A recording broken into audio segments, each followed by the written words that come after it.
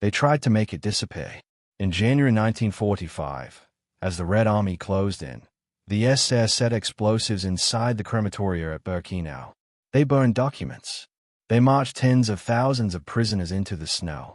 They believed that if they destroyed the buildings, the papers, the witnesses, the crime itself would vanish. But they left something behind. Beneath the frozen ground were buried notes written by prisoners who knew they would not survive. In warehouses stood mountains of shoes, suitcases, children's clothing, each item a silent accusation. And in the ruins of gas chambers blown apart in panic, the truth still clung to the brick and concrete. Birkenau was not just a camp. It was the epicenter of an industrial system of murder, designed with precision and carried out in secrecy. The Nazis tried to hide what happened there. They almost succeeded. But the ground remembers. The ashes remember. And tonight, we are going to uncover what they tried to erase from history, and why it still refuses to stay buried. The smoke had not yet begun to rise. Stand on that stretch of swampy land outside the Polish town of Auschwitz in the spring of 1941, and you would see nothing that foretold what was coming. Marsh grass bent in the wind. The soil was damp underfoot, thick and heavy with the smell of rot and stagnant water. Wooden farmhouses stood scattered across the countryside. Birds skimmed the horizon. It was quiet. Too quiet. But in Berlin, far from this muddy field, a decision had already been made, a decision that would turn this silence into the epicenter of industrialized murder. By early 1941, the war in Europe had transformed. Poland had been crushed. France had fallen. The Nazi regime no longer saw itself as fighting for survival. It saw itself as shaping a racial empire. Behind closed doors, within the black-uniformed hierarchy of the SS, conversations were shifting. The mass shootings in occupied Poland and the newly invaded Soviet territories were brutal, chaotic, and, in the eyes of the planners, inefficient. Bullets cost money. Firing squads broke down psychologically. The killing was visible, messy, difficult to conceal. They wanted something cleaner. When Germany launched Operation Barbarossa in June of 1941, invading the Soviet Union, the violence escalated instantly. Einsatzgruppen followed the Wehrmacht eastward, rounding up Jewish communities, forcing them to dig their own graves, and shooting them in ravines and forests. Reports flowed back to Berlin detailing tens of thousands murdered in weeks. Yet even these staggering numbers were not enough to satisfy the ideological vision taking shape. The Nazi leadership was no longer thinking in terms of regional repression. They were thinking continent-wide eradication. And for that, they needed space.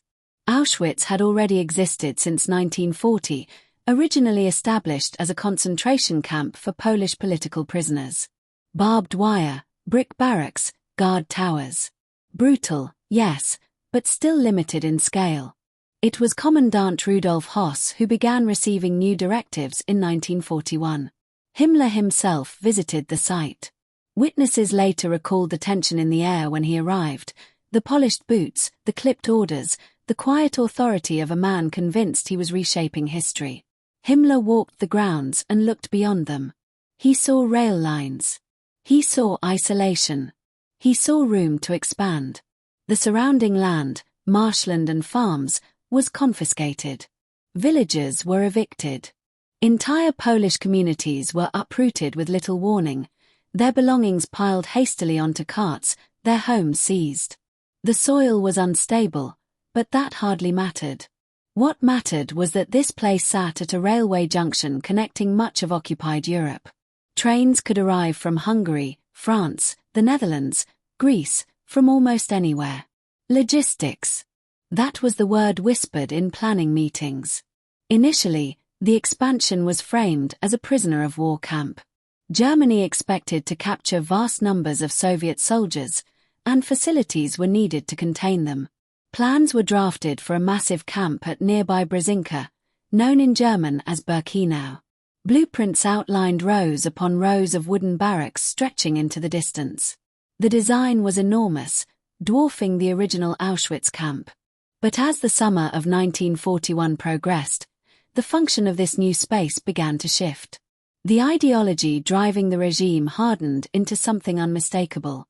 Anti-Jewish policy, once focused on forced emigration and ghettoization, evolved into a systematic plan for extermination. The language in internal communications grew colder. Special treatment. Resettlement. Euphemisms layered over reality. Construction at Birkenau accelerated. Prisoners themselves were forced to build it, hauling bricks, digging drainage ditches in mud that swallowed their boots, erecting fences under the watchful eyes of armed guards. The smell of wet wood and human sweat mixed with the metallic tang of barbed wire. Guards barked orders in German. Dogs snarled. Rifle butts struck backs when exhaustion slowed the pace. Many Soviet prisoners of war were among the first held there. They arrived skeletal, lice-infested, half-starved. Thousands died within months from hunger, exposure, and deliberate neglect. The camp was already lethal, even before its ultimate purpose was finalized. Then came the experiments with poison gas. In September of 1941, at the original Auschwitz camp, SS officers tested Zyklon B, a cyanide-based pesticide, on a group of Soviet POWs and sick prisoners. The victims were locked in a basement cell. Witnesses later described muffled pounding on the walls. Screams fading into silence. When the doors were opened, the bodies were tangled together, faces frozen in expressions of agony. The test had worked. What had begun as scattered mass shootings in forests was now transitioning into something mechanized, controlled, repeatable. Birkenau's design adapted accordingly. Plans were modified to include large crematoria complexes. Underground undressing rooms were added, connected to gas chambers disguised as showers. Above them, chimneys were erected, tall, functional, unremarkable from a distance. The buildings were engineered to process thousands of bodies per day. Not chaos, not improvisation. Architecture serving ideology. Rail tracks were extended directly into the camp. That decision changed everything. With a rail spur entering Birkenau itself, deportation could move seamlessly from arrival to death within hours. There would be no need for long marches through town. No visible columns of prisoners drawing attention. Trains would slide through the gates, unload their human cargo, and depart. Efficient. Contained. Meanwhile, in January of 1942, high-ranking Nazi officials gathered at a villa on the shores of Lake Wannsee near Berlin. The meeting lasted less than 2 hours. Coffee was served. Minutes were taken. The outcome was the coordination of what they called the final solution to the Jewish question. Deportations would be organized from across Europe. 11 million Jews were identified as targets. Birkenau was ready to receive them. As construction continued, the scale of the site became staggering. Barracks multiplied. Guard towers punctuated the horizon. Electrified fences crackled softly in damp weather. Watchlights swept the grounds at night, beams cutting through darkness like searching fingers. The soundscape shifted from rural quiet to mechanical rhythm. Hammers striking wood, trains braking on steel rails, shouted commands echoing across mud and gravel. But secrecy remained essential. Officially, deportees were told they were being resettled for labor. Families packed suitcases. They carried keys to homes they believed they might return to. They brought photographs, jewelry, prayer books. They stepped onto trains believing in relocation, not annihilation. The planners at Birkenau counted on that belief. Inside the SS administrative offices, paperwork flowed with chilling normalcy. Transport lists were typed. Timetables were synchronized with railway authorities. Requests for additional Zyklon B shipments were filed through commercial channels. It was bureaucracy wrapped around mass murder. Yet the vision extended beyond killing alone. Birkenau was also to serve as a reservoir of forced labor. Those deemed temporarily fit would be selected for work in nearby factories, mines, and industrial plants supporting the German war effort. The rest would vanish immediately. Selection would become ritualized. Doctors would stand on the ramp. A flick of the wrist, left or right. Life for a few more months, perhaps, or death within the hour. The decision would require no more time than a passing glance. By late 1942, Birkenau was fully operational as a center of extermination. Deportations intensified from across occupied Europe. Entire Jewish communities were uprooted and funneled toward this expanding complex of barracks, gas chambers, and crematoria. The camp's internal geography reflected its function. Separate sections were designated: men's camp, women's camp, family camp for certain transports, a camp for Roma prisoners. Each enclosed by wire. Each monitored relentlessly. The She scale created a sense of disorientation. Rows of barracks stretching so far they blurred at the edges. Mud that clung to ankles. The sour smell of unwashed bodies and burning fuel lingering in the air. And always, above it all, the sense of purpose. Birkenau was not an accident of war. It was not a chaotic byproduct of battlefield rage. It was built, deliberately, methodically, as the physical embodiment of a racial ideology that sought to eliminate entire peoples from existence. Its planners spoke of demographics and transport capacity. They calculated cremation rates. They estimated how many bodies a furnace could process in a day. Human beings reduced to units. Yet even as the machinery of death expanded, whispers of what was happening began to circulate.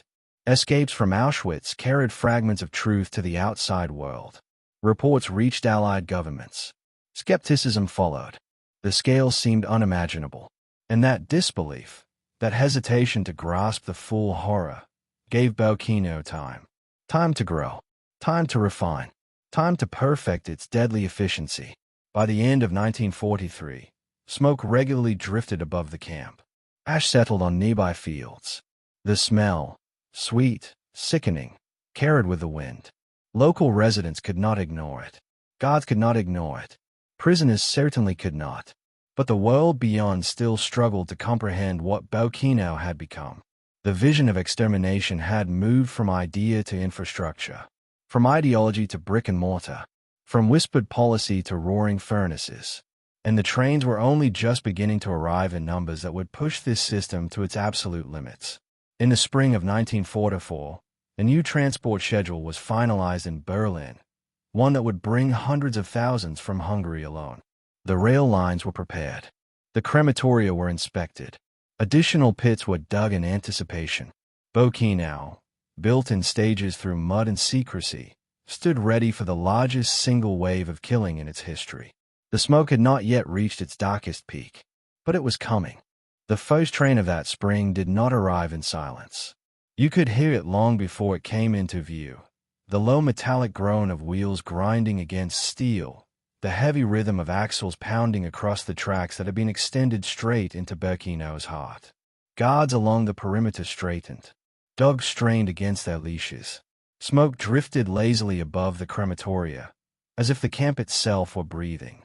It was the spring of 1944.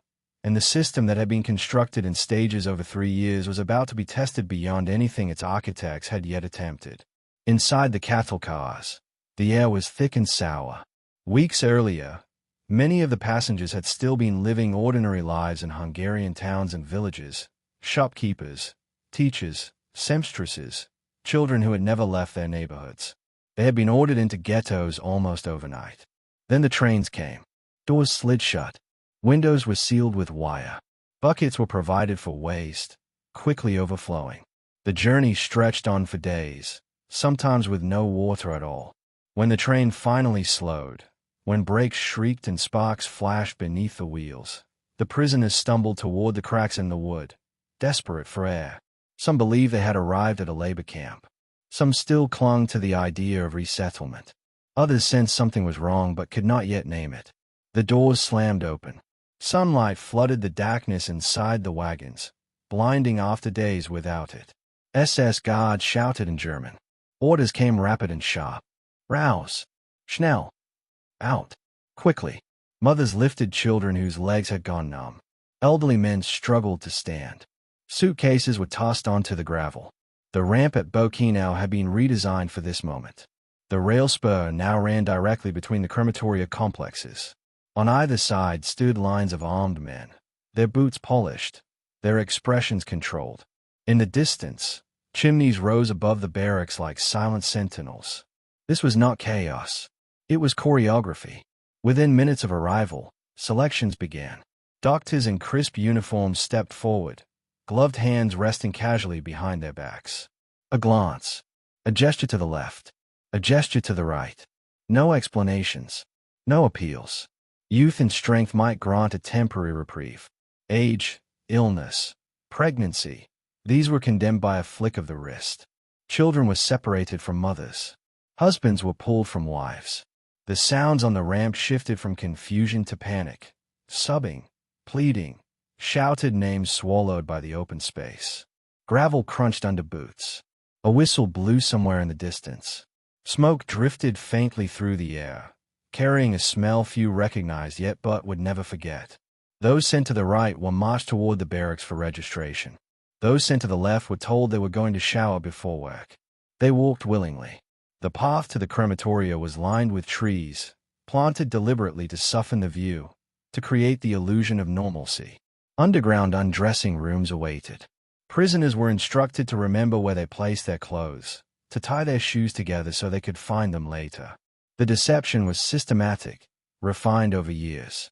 Upstairs, in administrative offices, transport numbers were recorded. Each train was logged, each selection tallied. The bureaucratic precision continued even as the human reality unfolded below. By May of 1944, deportations from Hungary accelerated dramatically.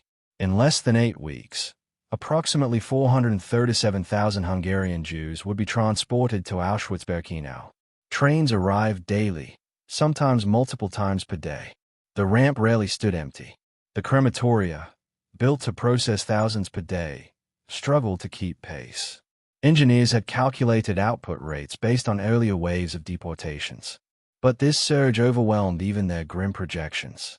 Open-air burning pits were dug behind crematoria 4 and 5.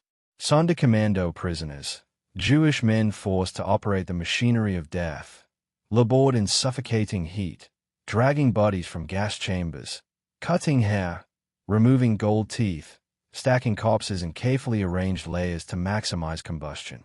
The crackle of fire became constant. Ash floated through the air like gray snow. At night, the sky above Birkenau glowed. The smell carried far beyond the fences. It settled into the wooden barracks. It seeped into clothing. Prisoners later recalled that even the bread tasted of smoke. Inside the women's camp, newly selected prisoners were shaved, stripped, and issued striped uniforms still damp from previous wearers. The loss of hair was often described as more than physical. It was a stripping away of identity. Mirrors were absent. Names were replaced with numbers tattooed into forms. Skin swelled around fresh ink, the sting lingering long after the needle withdrew. Roll calls lasted for hours. Rain soaked through thin fabric. Mud clung to ankles. Guards paced slowly, counting and recounting, indifferent to the trembling bodies before them. Meanwhile, in the men's camp, industrial labor assignments were posted. Some were sent to factories producing synthetic rubber, others to coal mines or construction details. Survival hinged on strength, luck, and the arbitrary whims of overseers. But for the majority arriving in those spring transports, labor was never an option. The gas chambers were filled to capacity. Zyklon B pellets were poured through openings in the ceiling. The chemical reacted with air, releasing hydrogen cyanide gas. Within minutes, panic erupted inside the sealed rooms. Survivors among the Sonderkommando later testified to claw marks etched into concrete walls. The noise, they said, was unbearable, pounding, screaming, then silence broken only by the hum of ventilation systems. Afterward, the doors were opened. Bodies were entangled, pressed toward the exit in a desperate attempt to breathe. Sonderkommando workers untangled them methodically. There was no time for pause. Another transport would soon arrive. The tempo of death became relentless. Yet even within this machinery, human stories unfolded, fragments of courage, despair, and resistance that defied the system's intent. In the women's camp, a small group of prisoners working in a munitions factory began smuggling gunpowder in tiny quantities. Hidden in hems of dresses, tucked into hair, concealed in scraps of cloth. It was a risk punishable by torture and execution. But the powder was passed secretly to the Sonderkommando, who were planning something almost unimaginable. They understood they would eventually be killed to eliminate witnesses. They had seen earlier groups disappear without explanation, so they resolved to act before their turn came. On the 7th of October, 1944, the uprising began. Explosions shattered the afternoon routine. Crematorium 4 was damaged. Flames leapt into the sky not from burning bodies but from sabotage. Guards scrambled. Shots rang out. Prisoners attacked with stolen tools, with bare hands. It was chaotic, desperate, brief. The revolt was crushed within hours. Hundreds were executed in retaliation. The women who had smuggled the gunpowder were tortured and hanged publicly. But for a moment, a brief, defiant moment, the machinery faltered. Even as deportation slowed later in 1944, Birkenau remained a functioning killing center. Transports from Poland, from Slovakia, from other occupied territories continued to arrive. The camp's population fluctuated wildly, swelling and shrinking as selections and transfers reshaped its demographics. Disease spread rapidly in overcrowded barracks. Typhus moved through rows of bunks. The infirmary offered little beyond isolation and eventual selection for the gas chamber. Winter brought biting cold. Wooden walls provided minimal shelter. Frost formed on blankets. Breath hung in the air like smoke. Beyond the fences, the war was shifting. Allied forces advanced from the west. Soviet troops pushed steadily from the east. Rumors filtered into the camp through new arrivals and whispered exchanges. Some prisoners dared to imagine liberation. Others feared what the SS might do before retreating. The camp authorities monitored developments closely. Documents were reviewed. Orders arrived from Berlin emphasizing secrecy. Discussions began about dismantling evidence if necessary. The crematoria that had operated almost continuously for months were inspected not only for efficiency but for contingency. In November of 1944, Himmler ordered a halt to the gassings. Whether motivated by military reality or political calculation, the directive marked a turning point. But killing did not cease entirely. Executions continued. Starvation persisted. Disease remained unchecked. The machinery slowed. It did not vanish. In January of 1945, as Soviet artillery could be heard in the distance, final preparations were set in motion. Records were burned in great piles. Warehouses were cleared selectively. Crematoria were rigged with explosives.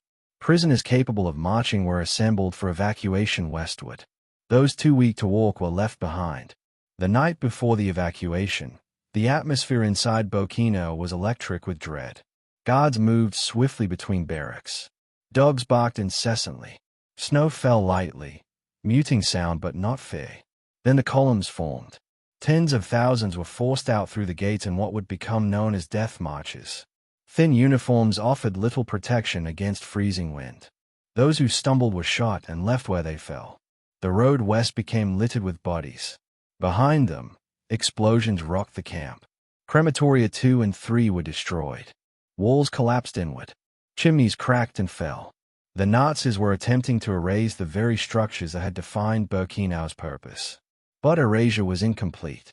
On the 27th of January, 1945, Soviet troops entered the abandoned complex.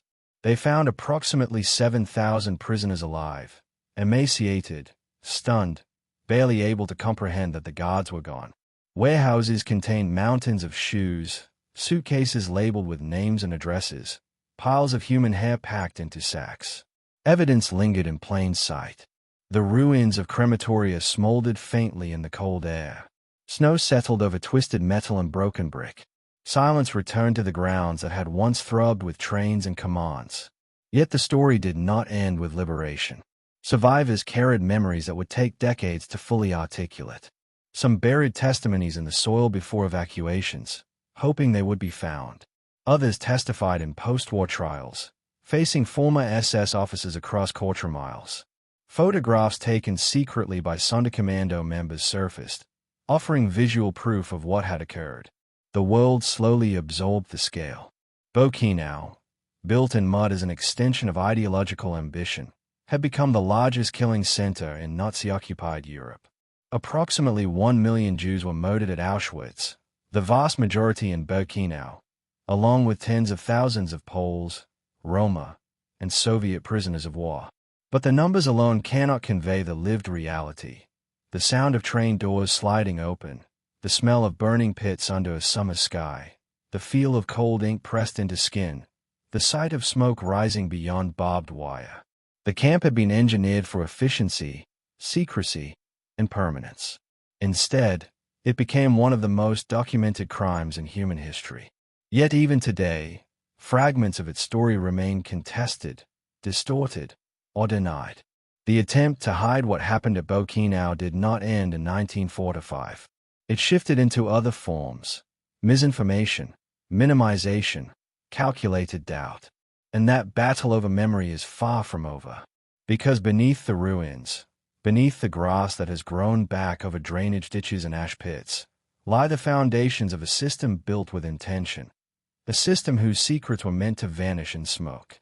In the next chapter, we move closer still, into the mechanics of deception itself, into how language, architecture, and routine were weaponized to keep victims unaware until the final moments. Because what Birkenau perfected was not only killing, it perfected concealment. The lie began before the train doors even opened. It was in the paperwork stamped with official seals, in the notices posted in town squares, in the calm, bureaucratic language that spoke of resettlement, of labor in the East, of families staying together for work assignments. It was in the reassurance given by local authorities, sometimes even by Jewish councils forced to cooperate under threat. Bring your valuables. Pack carefully. Label your luggage. By the time the deportees stepped onto the ramp at Birkenau, the deception was already months in the making. The Nazis understood something fundamental about human behavior. Most people will cling to hope for as long as possible. And hope, if managed carefully, can be weaponized. On the ramp, the choreography continued. SS men shouted instructions with practiced authority. Prisoners were ordered to form lines. Men to one side, women and children to the other. Luggage was stacked neatly, not thrown aside. The illusion of order was deliberate. Chaos might have sparked resistance. Structure, on the other hand, suggested process. Those selected for immediate death were told they were going to bathe and be disinfected before entering the camp. It sounded plausible. After days sealed inside cattle cars, the idea of a shower felt almost merciful. The path to the gas chambers was lined with signs. To the baths. Disinfection. Simple words. Functional. Inside the underground undressing rooms of crematoria 2 and 3, hooks were numbered carefully along the walls. Prisoners were instructed to remember their hook number so they could retrieve their clothes afterward. That detail was crucial. It anchored the lie in something practical, a small instruction that implied continuity, that there would be an after. Survivor testimonies later described the atmosphere in those rooms. There was confusion, yes, and fear. But there was also compliance. Parents helped children undress. Elderly men folded jackets with trembling hands. Conversations were hushed. The smell of damp concrete mingled with sweat and the faint chemical scent that lingered from previous gassings. The SS relied on this fragile calm. Even the architecture reinforced the deception. The gas chambers were disguised with fake shower heads.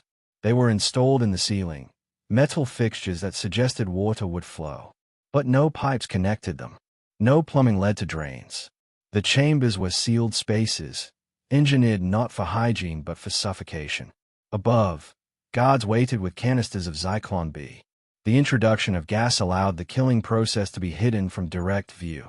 Unlike mass shootings in open fields, which required witnesses to fire weapons face-to-face, the gas chambers created distance.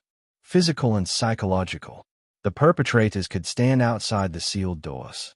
They did not have to look into the eyes of those they killed. It was concealment laid upon concealment. But the deception extended beyond the final moments. Within the camp's internal administration, euphemisms masked reality. Official reports referred to special treatment rather than execution. Correspondents spoke of evacuations and processing. Even internal memos avoided explicit language. The crime was immense, but the words describing it were sanitized. Language itself became a shield. For those selected for labor, the deception shifted into another form. Upon registration, prisoners were tattooed with identification numbers. Heads were shaved. Clothing was exchanged for striped uniforms. They were told they would work for the duration of the war. Some believed survival was possible if they remained useful. This belief sustained many through unimaginable conditions. In the barracks, overcrowding was extreme. Wooden bunks stacked 3 high were crammed with bodies. Lice spread rapidly. The air was thick with the smell of unwashed skin, sickness, and the ever-present smoke drifting from crematoria chimneys. Roll calls at dawn and dusk forced prisoners to stand motionless for hours, regardless of weather. Rain soaked through fabric. Snow collected on shoulders. The guards counted and recounted, indifferent to those collapsing from exhaustion. Yet even here, the illusion of order persisted. Prisoners were organized into work details. Kapos, inmates granted authority over others, enforced discipline, sometimes brutally. Food rations were measured carefully, calibrated to keep laborious alive but weakened. Everything was structured, regulated, controlled, and still, many newcomers did not fully grasp the scope of the camp's purpose. The vastness of Birkenau contributed to the concealment. From one end of the camp, it was impossible to see everything. The gas chambers were located at the far edges. Barracks and fences obstructed sight lines. Smoke could be rationalized as industrial output. Rumors circulated, but certainty was elusive. Some prisoners learned the truth gradually. They noticed transports arriving full and disappearing almost entirely. They observed the piles of clothing sorted in storage warehouses known as Canada. They saw Sonderkommando units working near crematoria, isolated from other inmates, their expressions hollow. The Sonderkommando themselves lived in a strange liminal space. They were forced to facilitate the killing process, guiding victims from undressing rooms into gas chambers, removing bodies afterward, operating elevators that carried corpses to cremation ovens. They were granted slightly better food and living conditions, not as reward but as necessity. The work required strength, but they were also marked for eventual death. Every few months, a Sonderkommando unit would be liquidated and replaced. The rationale was simple: eliminate witnesses. The knowledge they carried was dangerous. Despite constant surveillance, some managed to resist in subtle ways. In 1944, members of the Sonderkommando smuggled a camera into the crematorium complex. Working quickly and at enormous risk, they took 4 photographs, blurred, horrid images showing women being led toward the gas chamber and bodies burning in open pits. The camera was then smuggled out of the camp in a toothpaste tube. Those images survived. They stand today as rare visual evidence taken by prisoners themselves, proof that even in the heart of secrecy, truth found a crack to slip through. The deception also extended to external observers. In 1944, as international pressure mounted and reports of extermination reached Allied governments, the Nazis attempted to reshape the narrative. They organized staged inspections of other camps, carefully curated to appear humane. Theresienstadt was presented as a model ghetto, complete with cultural performances and improved conditions for visiting officials. Birkenau, however, was too large, too central to the killing process, to open fully to scrutiny. Instead, its existence was minimized, its function obscured by distance and disbelief. Allied intelligence received SKP reports describing gas chambers and mass murder. Yet even then, there was hesitation.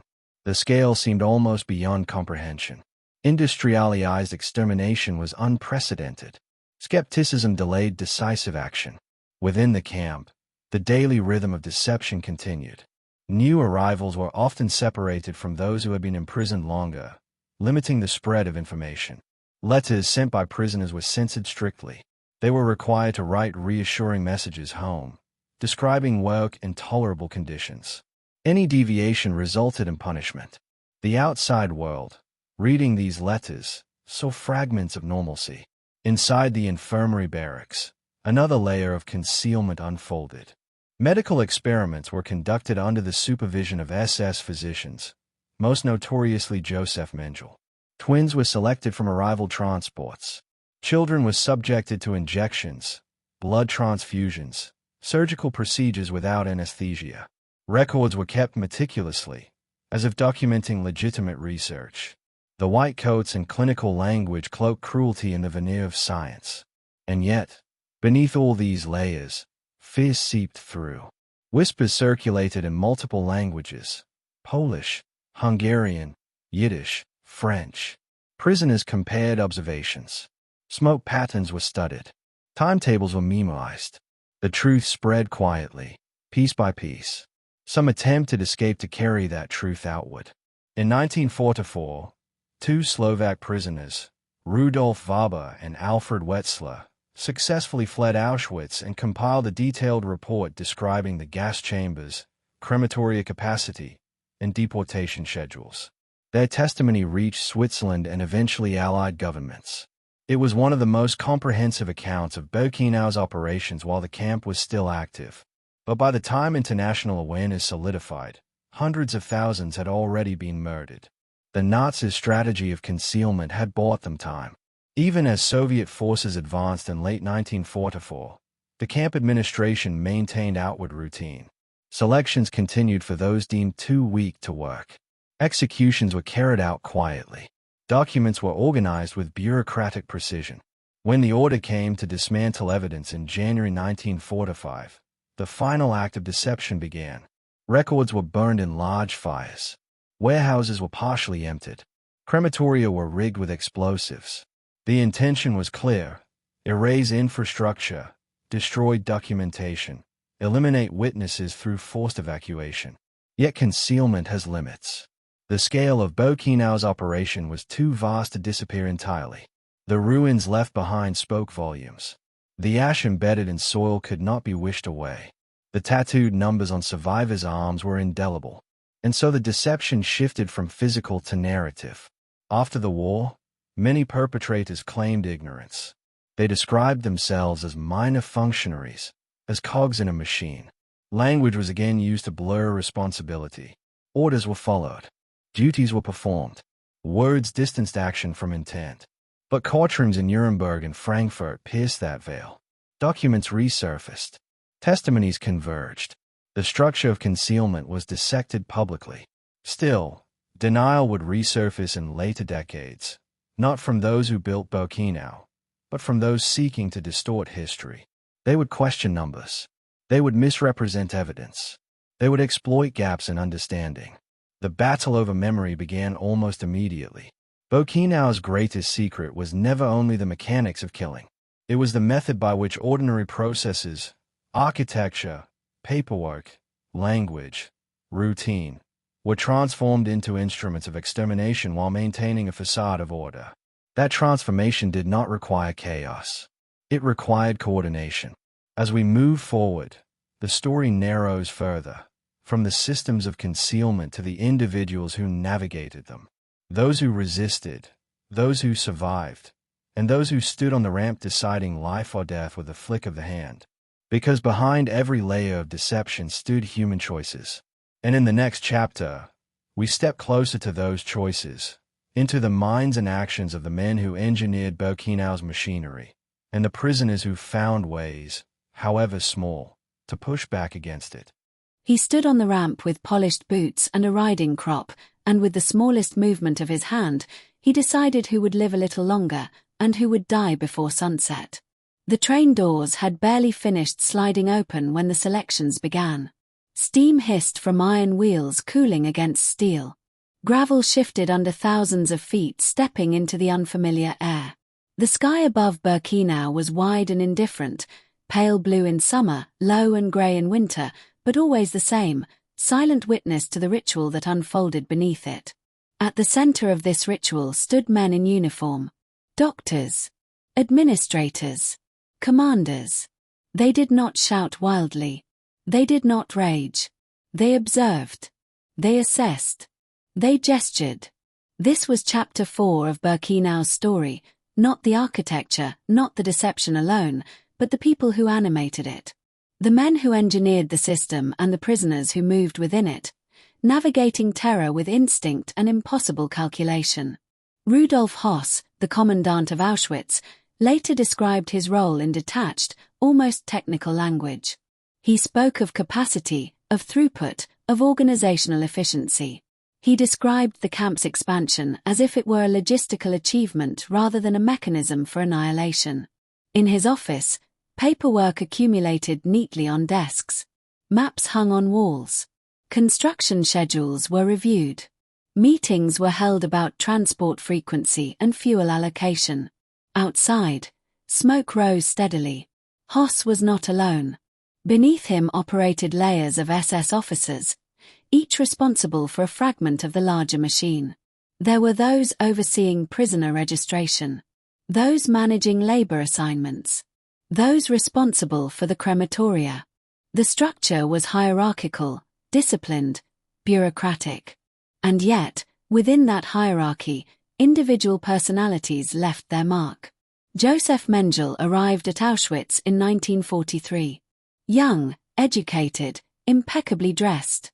He presented himself as a physician-scientist, fascinated by genetics. On the ramp, he was often described as composed, even courteous in tone. He asked children their ages. He inquired about twins. Then he pointed. For twins, the selection often meant temporary survival, not out of mercy, but because they were valuable for experiments. Inside laboratory rooms, under harsh lights, children were measured, injected, subjected to procedures designed to advance racial theories. The smell of antiseptic could not mask the odor of fear. Mengele kept meticulous notes. But he was not the only doctor performing selections. Multiple SS physicians rotated through the ramp duty. They made rapid decisions based on physical appearance, muscle tone, posture, perceived vitality. A mother clutching a sick child might be sent left, to death, while her stronger-looking husband was directed right, to labor. The randomness was deliberate. It reinforced power. Guards flanked the doctors, rifles slung casually over shoulders. Their faces varied, some stern, some impassive, some visibly hardened by repetition. The rhythm of arrivals numbed many of them. Selections could occur several times in a single day. The gestures became mechanical. And yet, even within this machinery, there were moments of hesitation. Some survivors recalled brief flickers in a guard's expression. A pause before pointing. A glance away. Others remembered cruelty, laughter, taunts, indifference sharpened into sadism. Human variability existed, but the system absorbed it.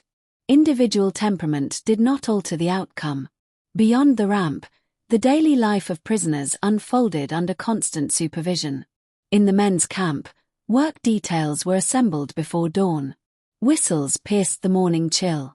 Prisoners shuffled into formation, boots scraping against frozen ground in winter or sinking into mud during spring thaw. Breath rose in white clouds. Numbers were called.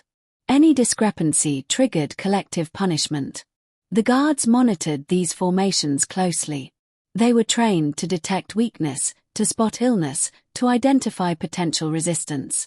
A man who looked too thin might be marked for selection during the next inspection. Survival required constant vigilance, not only against starvation and disease, but against visibility. In the women's camp, the dynamic was similar but layered with additional vulnerability. Female prisoners faced both forced labor and the threat of sexual exploitation. Overseers sometimes selected women for domestic work in SS households within the camp complex. Those assignments carried their own dangers. Yet even in these oppressive structures, prisoners carved out micro-communities. They shared scraps of bread. They exchanged whispered information about upcoming selections. They learned which carpos were more brutal and which might be persuaded with a favor. Knowledge became currency. Among the prisoners were individuals who would later become central witnesses. Witold Pilecki, a Polish resistance officer, had voluntarily allowed himself to be arrested in 1940 to infiltrate Auschwitz. His goal was to gather intelligence and organize resistance from within. By the time Birkenau expanded, Pilecki's network had already begun documenting atrocities. Messages were smuggled out through civilian workers. Reports described gassings, starvation, and executions. Inside the camp, The resistance operated in fragments. There was no grand, unified organization. Instead, small cells formed based on nationality, trust, and opportunity. Polish prisoners often had the earliest networks, joined later by Jews, Soviet POWs, and others. They listened carefully. They observed guard rotations. They memorized train schedules. Meanwhile, the SS leadership monitored loyalty among their own ranks. Officers were evaluated not only for efficiency but for ideological commitment. Promotions depended on performance. Failure to carry out orders could lead to reassignment or worse. The regime cultivated obedience through reward and fear alike. Alcohol flowed freely in officers' quarters. After shifts on the ramp or at the crematoria, some gathered to drink, to talk, to attempt normalcy. Music sometimes drifted from gramophones. Laughter echoed briefly across camp compounds. Just beyond those walls, prisoners lay awake on wooden bunks, listening to the distant crackle of flames. The Sonderkommando occupied a particularly complex position in this human landscape. Forced to operate the crematoria, they were both victims and coerced participants. Their labor was essential to sustaining the camp's capacity. They were isolated from other prisoners, housed separately, monitored intensely. Some SS officers treated them with cold pragmatism, others with contempt. The Sonderkommando themselves understood their precarious status. They witnessed the full scope of extermination daily. They saw faces up close: terror, resignation, disbelief. They carried bodies up elevators. They loaded ovens. They scraped ash from furnace floors. And they knew they would not be spared indefinitely. The uprising of October 1944 did not emerge spontaneously. It was the culmination of months of observation, communication, and risk. Women working in a munitions factory smuggled gunpowder in increments so small it could fit beneath fingernails. They passed it to Sonderkommando members piece by piece. The men who planned the revolt understood the odds. On the day of the uprising, when Crematorium 4 exploded and gunfire erupted, the guards responded swiftly. Reinforcements arrived. Machine guns were deployed. The rebellion was crushed within hours. Yet its significance lay not in military success but in moral defiance. It proved that even within a system designed for total domination, resistance could surface. As the war shifted in late 1944, the SS leadership faced new pressures. Front lines moved closer. Rumors of Soviet advances reached the camp. Some officers began transferring out. Others intensified discipline, fearful of chaos. Selections for execution increased among those deemed too weak to march if evacuation became necessary. Hoss himself had been reassigned earlier, replaced temporarily before returning to oversee the Hungarian deportations. His career within the SS reflected both ambition and compliance. After the war, he would claim he merely followed orders, a defense echoed by many. But documents and testimonies revealed a more complex picture. Initiative was often encouraged. Efficiency was praised. The system rewarded those who executed policy effectively. Individual choice existed within structural constraint. For prisoners, choice was far narrower, but not entirely absent. Some chose to share their rations with the sick. Others chose to withhold, prioritizing their own survival. Some volunteered for dangerous labor details in hopes of escape. A few attempted escape outright, risking immediate execution. In April 1944, Rudolf Warber and Alfred Wetzler fled successfully. They hid in a woodpile outside the camp for days before making their way to Slovakia. Their report detailed the layout of Birkenau, the capacity of crematoria, the schedule of Hungarian deportations. Their testimony reached Allied leaders. Inside Birkenau, however, the ramp continued to operate. The individuals making selections did so with routine precision. The prisoners navigating those selections did so with instinct sharpened by rumor and observation. Some tried to appear younger by standing straighter. Mothers pushed older children ahead in line, hoping to increase their chances. Desperation expressed itself in subtle gestures. The guards watched. Winter arrived harsh and unyielding in late 1944. Frost-coated barbed wire. Wind cut through thin uniforms. Roll calls became endurance trials. Bodies stiffened quickly in the cold. Smoke from crematoria mixed with icy air, creating a haze that settled low over the camp. And then, in January 1945, the orders came to evacuate. SS officers assembled prisoners capable of marching. They moved with urgency now, no longer projecting calm control but strained determination. Documents were burned. Explosives were set in remaining crematoria. Guards shouted instructions that carried sharper edges.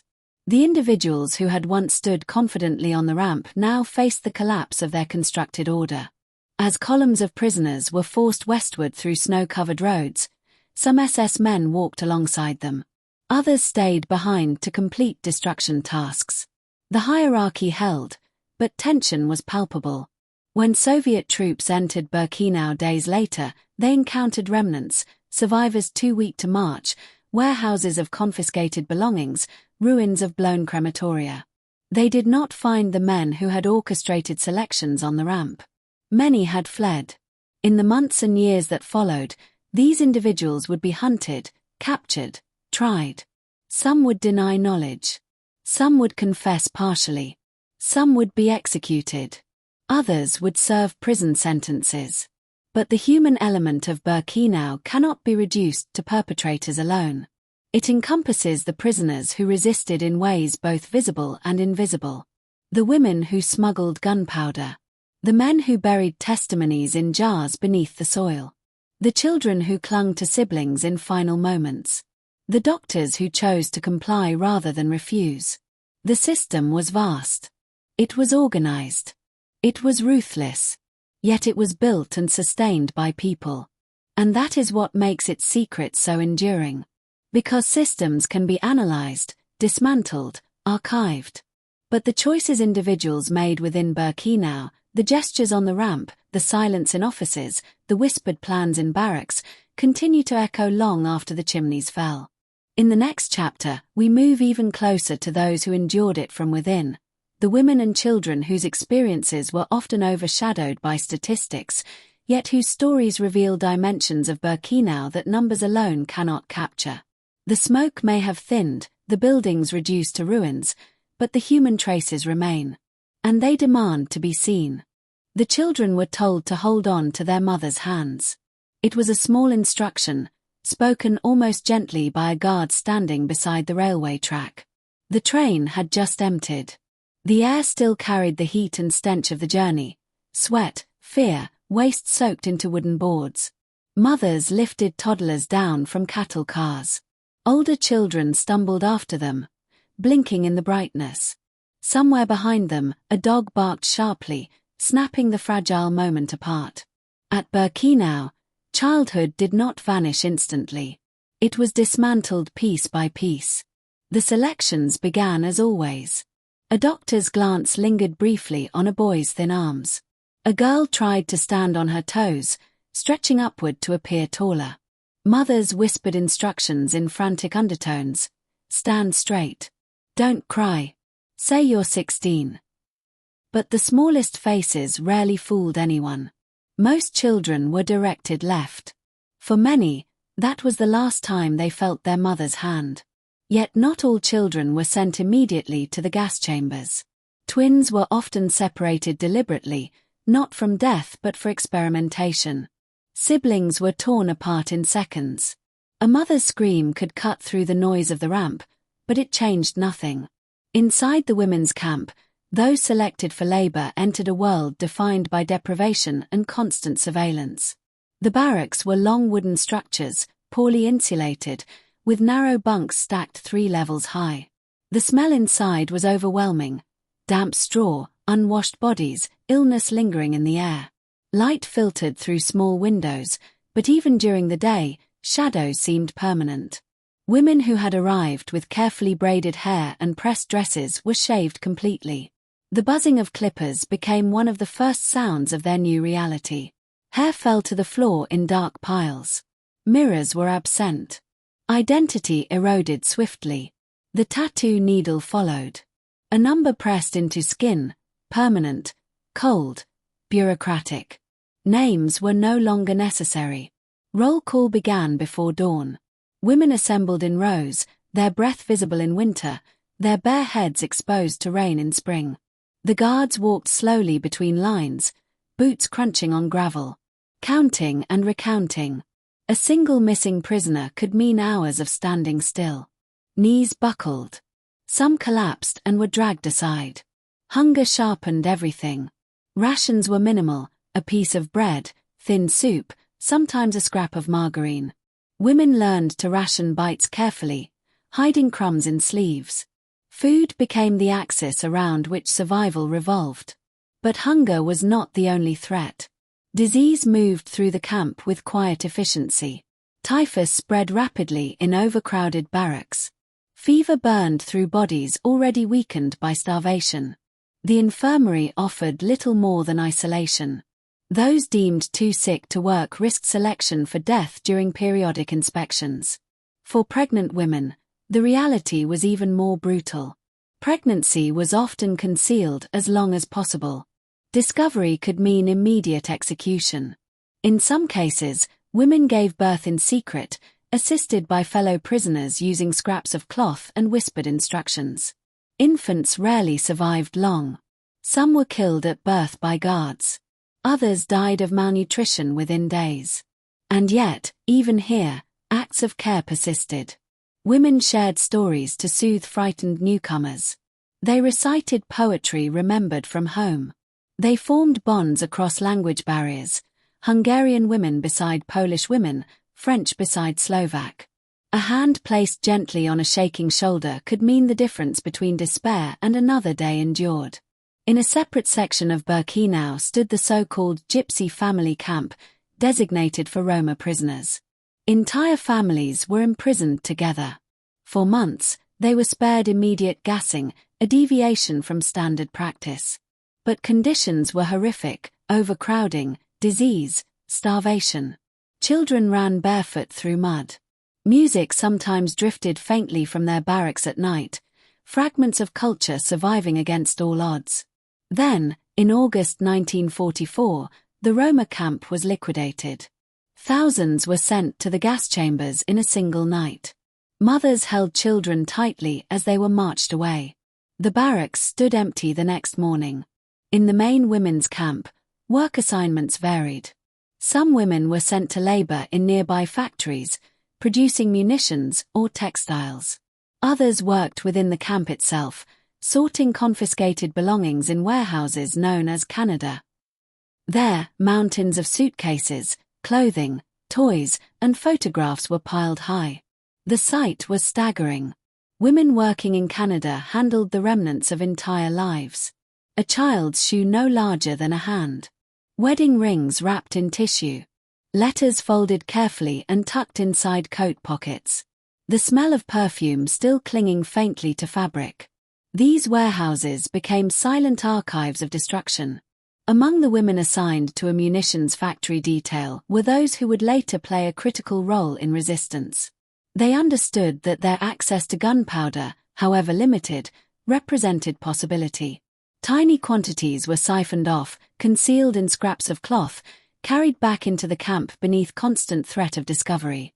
The act required immense composure. Guards searched bodies randomly. A single misstep could mean public execution. Yet the powder accumulated slowly, grain by grain. In the children's blocks, where some young prisoners selected for labor or experiments were housed, routines were grimly controlled. They were issued small uniforms, often oversized and ill-fitting. Meals were insufficient. Some children clung to older siblings for protection. Others attached themselves to women who offered maternal comfort in the absence of their own mothers. In rare moments, fragments of play emerged. A scrap of wood became a toy. A whispered song traveled from bunk to bunk. These moments did not negate suffering. They revealed resilience. But cruelty could intrude without warning.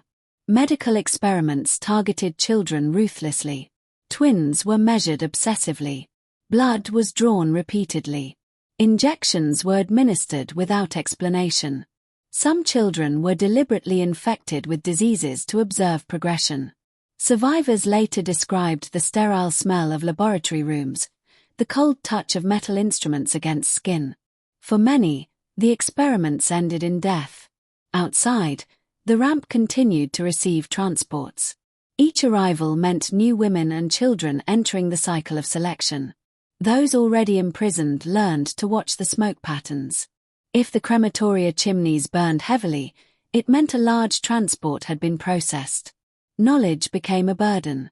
In the women's camp, informal networks formed. Older prisoners instructed newcomers on how to stand during inspections, how to hide signs of weakness, how to barter for extra soup.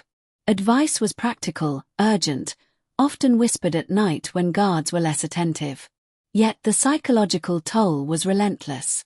Mothers who had lost children on the ramp carried grief silently. Some withdrew completely. Others channeled their pain into fierce protectiveness toward younger prisoners. Trauma was shared in fragments, a story told under a blanket, a name repeated like a prayer. Winter deepened suffering. Frost coated the inside of barrack walls. Blankets stiffened with cold. Women slept pressed together for warmth. The sound of coughing filled the night. Lice multiplied. The smell of illness grew heavier. And still, selections occurred within the camp. Periodic inspections identified those too weak to continue labor. Women were ordered to strip, to run before doctors assessing muscle tone and posture. A stumble could mean death. The humiliation compounded fear. For children who had somehow remained in the camp beyond initial selection, these inspections were terrifying rituals. Some tried to appear energetic, forcing smiles. Others were shielded by older prisoners who positioned themselves strategically in line. Not all efforts succeeded. The liquidation of certain blocks could occur abruptly. Names were called. Groups were assembled and marched away. The absence was felt immediately in the barracks, empty bunks, folded blankets untouched. As 1944 progressed and deportations intensified, the women's camp swelled beyond capacity. Hungarian transports brought thousands in weeks. Barracks designed for hundreds held many more. The air grew suffocating. Water supplies strained. Latrines overflowed. Yet amidst this overcrowding, resistance simmered quietly. The women who smuggled gunpowder continued their work. They communicated with Sonderkommando members through trusted intermediaries. Each exchange was fraught with danger. The powder was hidden in hollowed-out heels, in seams of clothing, in small parcels passed discreetly during work shifts. Their goal was not abstract rebellion. It was disruption. Even a single crematorium disabled could interrupt the killing process, however briefly. On the 7th of October, 1944, when the uprising erupted and Crematorium 4 was set ablaze, the shock reverberated across the women's camp. Smoke rose not from controlled furnaces but from explosion. Gunfire cracked sharply. For a moment, routine fractured. The women who had contributed to the revolt knew retribution would follow. They were arrested, tortured, interrogated. Yet they refused to betray their comrades. In January 1945, just days before evacuation, 4 of them were publicly hanged. Prisoners were forced to watch. The message was clear. But even execution could not erase what they had done. As Soviet forces advanced and evacuation orders were issued, women capable of marching were assembled for departure. Mothers clutched children who had survived against odds. Others left behind infants too weak to travel, knowing what that meant. The death marches that followed were brutal. Snow fell steadily. Shoes disintegrated. Frostbite claimed toes and fingers. Guards shot those who collapsed. The line stretched for miles, a moving testament to cruelty in retreat. Back at Birkenau, a smaller group remained, the sick, the exhausted, the abandoned. When Soviet soldiers entered on January 27, 1945, they encountered women who could barely stand. Children with hollow eyes stared in disbelief. The barracks were silent in a way they had not been for years. In the aftermath, the stories of women and children emerged slowly. Many survivors struggled to articulate what they had endured. Shame, grief, and disbelief intertwined. Testimonies were given in fragments, in courtrooms, in memoirs, in quiet conversations decades later. Their accounts revealed dimensions of Birkenau that numbers alone cannot convey. The feel of a child's hand slipping away on the ramp. The sound of hair clippers buzzing in a dim room. The smell of gunpowder hidden in fabric. The weight of an infant too weak to cry. The taste of bread divided into impossibly small pieces. Birkenau's machinery relied on dehumanization. It reduced individuals to categories: women, children, laborious experiments.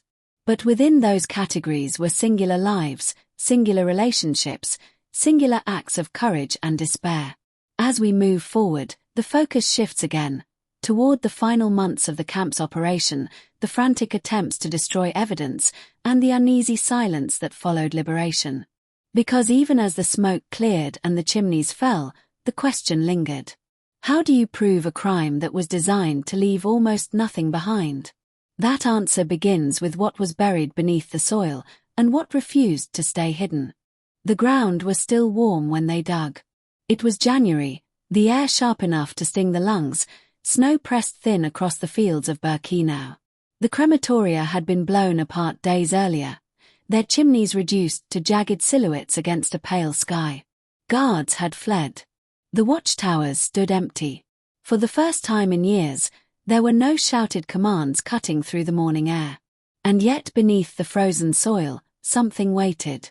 Before the evacuations, before the explosions, men from the Sonderkommando had buried metal canisters and glass jars in the earth near the crematoria. Inside were pages, handwritten accounts in Yiddish, Polish, Greek. Names, dates, descriptions of what they had seen and been forced to do. They knew they would likely not survive. They knew the buildings might be destroyed. So they entrusted the truth to the ground itself. Now, in the strange stillness after liberation, survivors began searching. They scraped at the soil with bare hands, with fragments of wood, with whatever tools they could find. The earth was stiff and resistant. Fingertips cracked and bled in the cold. But when metal struck metal, when a buried container was unearthed, it felt like something sacred had been recovered. This chapter of Birkenau's story is about what remained. Not only in ruins and warehouses, but in testimony, in memory, in physical fragments that resisted erasure. When Soviet soldiers entered the camp on January 27, 1945, they encountered a landscape that bore scars of hurried destruction. Crematoria 2 and 3 lay in rubble. The gas chambers were partially collapsed. The SS had detonated explosives to obscure their design, hoping to dismantle proof. But demolition was incomplete. Foundations remained. Underground undressing rooms were still visible in outline. Twisted iron bars protruded from broken concrete. Chimney fragments lay scattered like bones. The Red Army documented what they saw with cameras and notebooks. Film crews recorded survivors emerging from barracks, their faces gaunt, eyes hollow yet alert.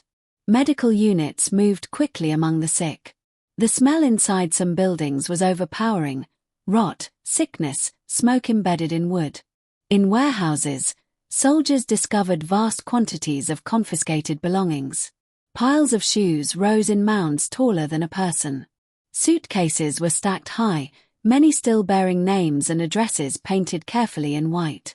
Bundles of human hair were packed tightly in sacks, labeled and catalogued for industrial use. These objects formed a different kind of archive. Each shoe represented a foot that had walked into the camp. Each suitcase contained fragments of expectation, clothing folded neatly for a journey that had been presented as temporary. The scale was undeniable. And yet, outside the camp's fences, disbelief lingered. News of concentration camps had circulated during the war, but the industrial scale of extermination was difficult to grasp. Photographs from Birkenau and other camps began to appear in newspapers months later. Skepticism turned to horror as details emerged. Within Birkenau, survivors began reconstructing events in conversation with one another. They compared memories. They traced timelines. Some returned to the crematoria ruins, standing silently before shattered walls. Others avoided those areas entirely, unwilling to revisit what they had witnessed. Among the first to systematically analyze the camp structure were forensic investigators. They examined rubble from the destroyed crematoria, identifying remnants of gas chamber installations, ventilation shafts, Zyklon B insertion openings, reinforced doors with metal seals. Even in destruction, the architecture told a story. The buried testimonies of the Sonderkommando added voices to that story. When unearthed and translated, these writings described daily operations inside the crematoria. They detailed transport numbers, sequences of gassing, the emotional toll of forced labor. One writer addressed future readers directly, pleading for belief. He knew denial would come. He was right. In the immediate post-war years, trials sought to assign responsibility. Rudolf Höss was captured and returned to Poland. During interrogation, he described the functioning of the gas chambers and crematoria with chilling precision. He acknowledged numbers. He confirmed procedures. In 1947, he was executed near the site of Auschwitz. But many others evaded capture. Some blended back into civilian life. Some emigrated. The vast network of individuals who had staffed Birkenau, from guards to administrators, dispersed across Europe. Meanwhile, survivors grappled with a different challenge: how to articulate what had happened. Language strained under the weight of experience. How do you describe the sound of a gas chamber door sealing shut? The smell of burning pits under a summer sky? The sight of children separated from parents in seconds? Some survivors remained silent for years, even decades. Trauma does not always surface in neat narratives. Others began writing immediately. Memoirs emerged in multiple languages, each offering perspective. They did not always align perfectly in detail. Memory is complex, shaped by time and pain, but collectively they formed a mosaic. A picture too consistent to dismiss. In Poland, the Auschwitz site was preserved as a memorial and museum. The original Auschwitz camp and Birkenau were both included. Wooden barracks were stabilized. Barbed wire fences remained. Visitors began arriving, walking along the railway tracks that once delivered transports. Standing on the ramp, now quiet, one can still feel the vastness of the space. The wind moves across open fields. Grass grows where mud once swallowed shoes. Birds circle overhead. The silence is profound. But the silence is not empty. Archaeological work at Birkenau continued over decades. Excavations near crematoria revealed human ash embedded in soil. Fragments of bone surfaced. Personal items, jewelry, buttons, keys, were discovered beneath layers of earth. Each find reinforced the material record. Denial movements emerged, seeking to minimize or distort evidence. They questioned numbers. They claimed gas chambers were post-war fabrications. They exploited gaps in understanding to sow doubt. But denial confronted an obstacle: convergence. Documents from Nazi archives, survivor testimonies, forensic evidence, architectural blueprints, aerial reconnaissance photographs taken during the war, all intersected. The picture was not dependent on a single source. It was layered, multidimensional. Aerial photographs taken by Allied reconnaissance planes in 1944, originally intended to assess industrial targets, later revealed crematoria structures and even columns of prisoners moving toward gas chambers. At the time, analysts had not understood what they were seeing. History sometimes becomes clear only in retrospect. In Germany and elsewhere, generational reckoning unfolded slowly. The Frankfurt Auschwitz trials in the 1960s forced public confrontation with the camp's realities. Former SS members were questioned in open court. Survivors testified again, reliving trauma in order to counter silence. The camp's secrets were not entirely hidden. They were suppressed, obscured, fragmented, But they endured. For survivors, memory was both burden and responsibility. Some returned to Birkenau on anniversaries of liberation. They stood beside the ruins, sometimes touching the rough brick of collapsed walls. Others could never return. The very thought was unbearable. Children who had survived grew into adults carrying numbers on their arms. Those numbers became permanent reminders, visible markers of a past that could not be erased. Education programs developed around the site.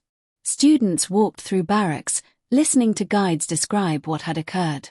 The challenge was to convey horror without reducing it to spectacle, to preserve authenticity without overwhelming comprehension. The ruins themselves required preservation. Time and weather threatened to erode remaining structures. Conservation efforts balanced historical integrity with structural safety. Decisions about reconstruction were debated. Should collapsed crematoria be partially restored to illustrate their design? Or left as they were, frozen in the moment of destruction?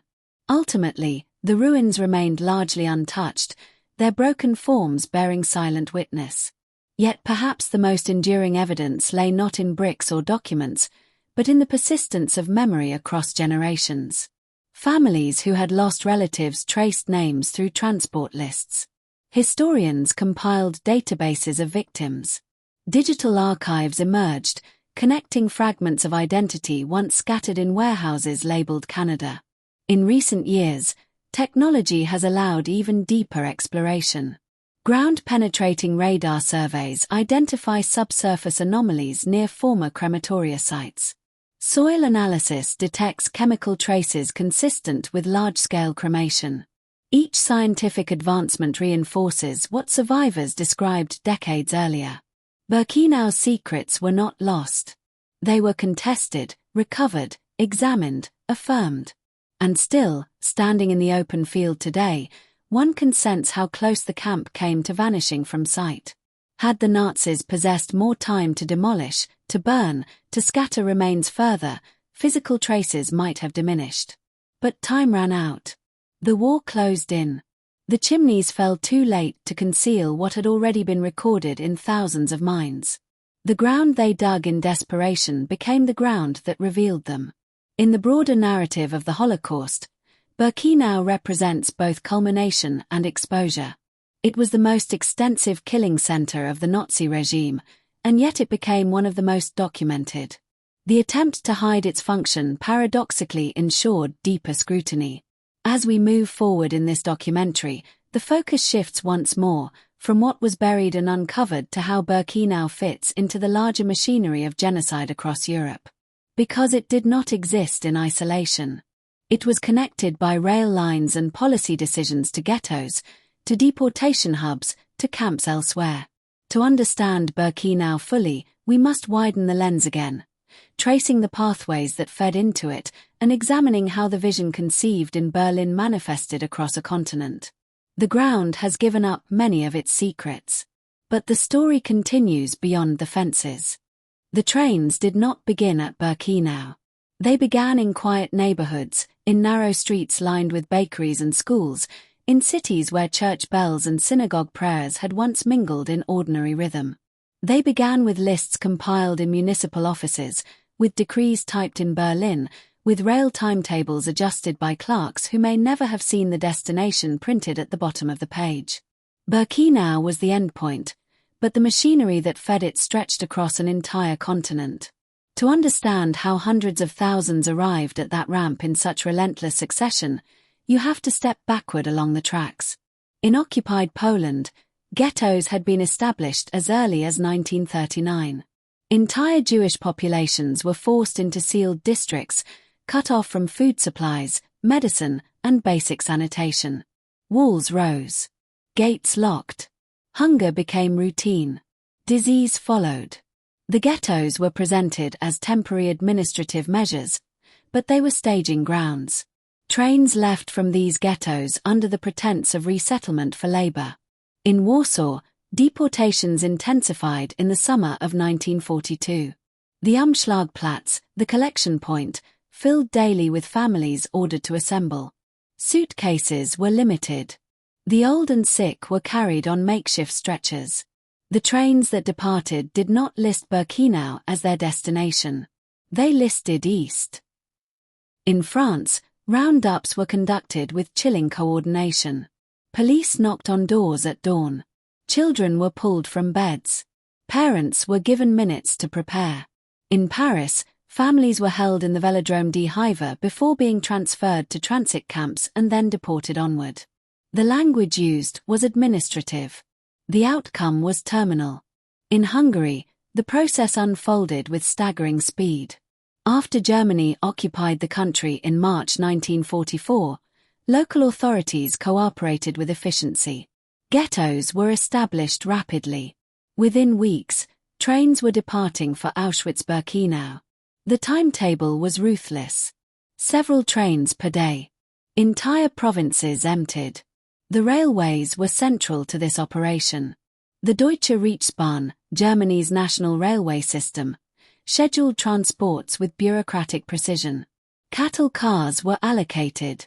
Routes were calculated to minimize disruption to military traffic. Payments were arranged. The SS charged per deportee per kilometer. The logistics were detailed, methodical, impersonal. At transit camps such as Drancy in France, Westerbork in the Netherlands, and Theresienstadt in Czechoslovakia, deportees waited in uncertainty. Conditions varied, but the atmosphere was always heavy with fear. Names were called from lists. Numbers were assigned to train convoys. Guards ensured compliance. Few at these sites knew the full function of Birkenau. Rumors circulated. Some dismissed them as exaggerations. Others sensed truth but could not confirm it. When the trains finally reached Birkenau, they were often redirected immediately toward the internal ramp, bypassing Auschwitz's original camp entirely. The journey from home to death could span days, sometimes less than a week from arrest to arrival. For deportees from Greece, the trip was longer still. Jewish communities in Salonika, once vibrant and centuries old, were forced onto trains that traveled north across occupied Europe. The journey lasted up to 2 weeks. Food was scarce. Water ran out. The smell inside the cars grew suffocating. When the doors opened at Birkenau, language barriers added to confusion. Orders shouted in German were incomprehensible to many. The ramp became a place not only of physical separation but of linguistic disorientation. The machinery extended beyond Jews alone. Roma families were deported from across Europe. Soviet prisoners of war were transported in large numbers after 1941.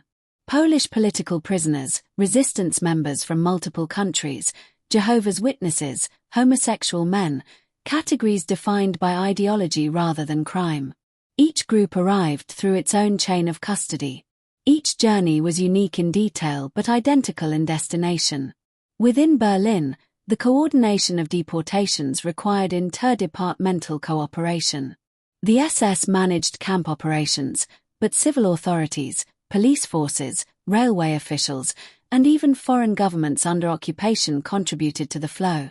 The Wannsee Conference in January 1942 formalized the coordination of what was termed the final solution. Representatives from various ministries discussed jurisdiction, legal frameworks, and the categorization of Jewish populations across Europe.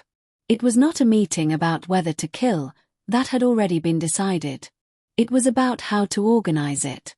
Birkenau's expansion aligned with this continental vision.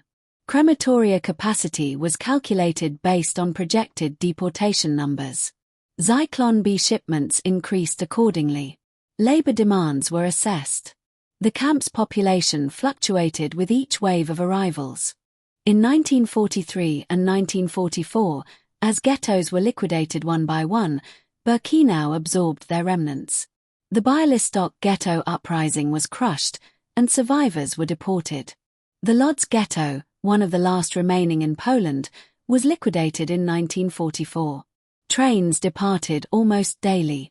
Those deemed fit for labor were sent to camps across Germany. Many others were directed to Birkenau's gas chambers. In Italy, after German occupation intensified, Jewish communities were rounded up and deported north. In Belgium and the Netherlands, smaller Jewish populations were systematically transported. Each convoy represented a network of decisions made by individuals far removed from the ramp. The system relied not only on force but on paperwork. Lists were compiled meticulously. Ages, professions, family relationships. Deportation quotas were assigned. Local administrators ensured compliance. The banal details of governance became threads in a lethal web. Yet as deportations accelerated, cracks appeared. In Denmark, a warning allowed most of the Jewish population to escape to Sweden before deportation could occur. In Bulgaria, political pressure and public protest limited deportations from certain regions. These exceptions underscored a chilling truth: the machinery could be slowed or diverted under specific conditions. Where it was not resisted, it operated with devastating efficiency. Birkenau's location in occupied Poland was strategic. It lay near major rail lines and in a region already saturated with camps and forced labor infrastructure. Surrounding villages had been cleared to create a buffer zone. Agricultural land was appropriated for SS use. The camp did not function as an isolated anomaly.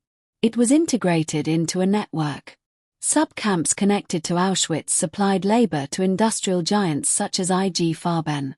Prisoners were transported daily to factories producing synthetic rubber and fuel. The war economy and extermination policy intertwined.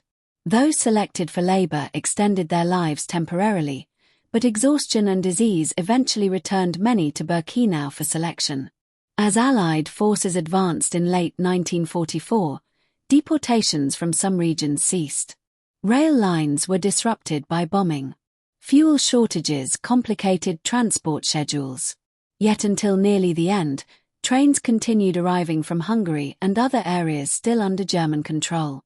The speed of the Hungarian deportations remains one of the starkest illustrations of coordination. Between May and July 1944, hundreds of thousands were transported in less than 8 weeks. The tempo required precise scheduling. Trains departed from provincial towns according to strict timetables. Local gendarmes ensured compliance. The Reichsbahn allocated rolling stock. Birkenau's ramp was overwhelmed. Crematoria operated beyond designed capacity. Open-air pits supplemented ovens. The machinery strained but did not stop. International awareness grew gradually. Reports from escapees such as Warber and Wetzler circulated among Allied governments. Jewish organizations pressed for bombing of rail lines or crematoria. Military priorities, intelligence assessments, and strategic calculations complicated responses. The trains kept moving. In the final months before liberation, as Soviet forces approached, deportations shifted. Prisoners from camps further east were transferred westward, some passing through Birkenau en route.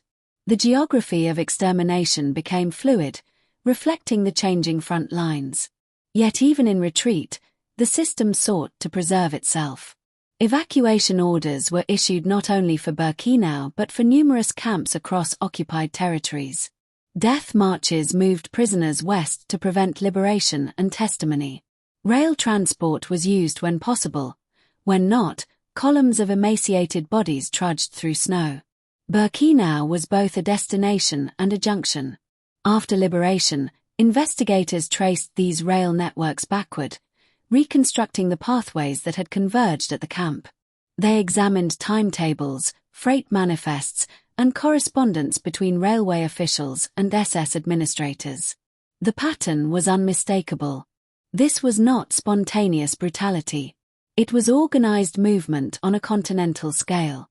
The stories of individuals within this network vary in detail but converge in trajectory. A child in Salonika.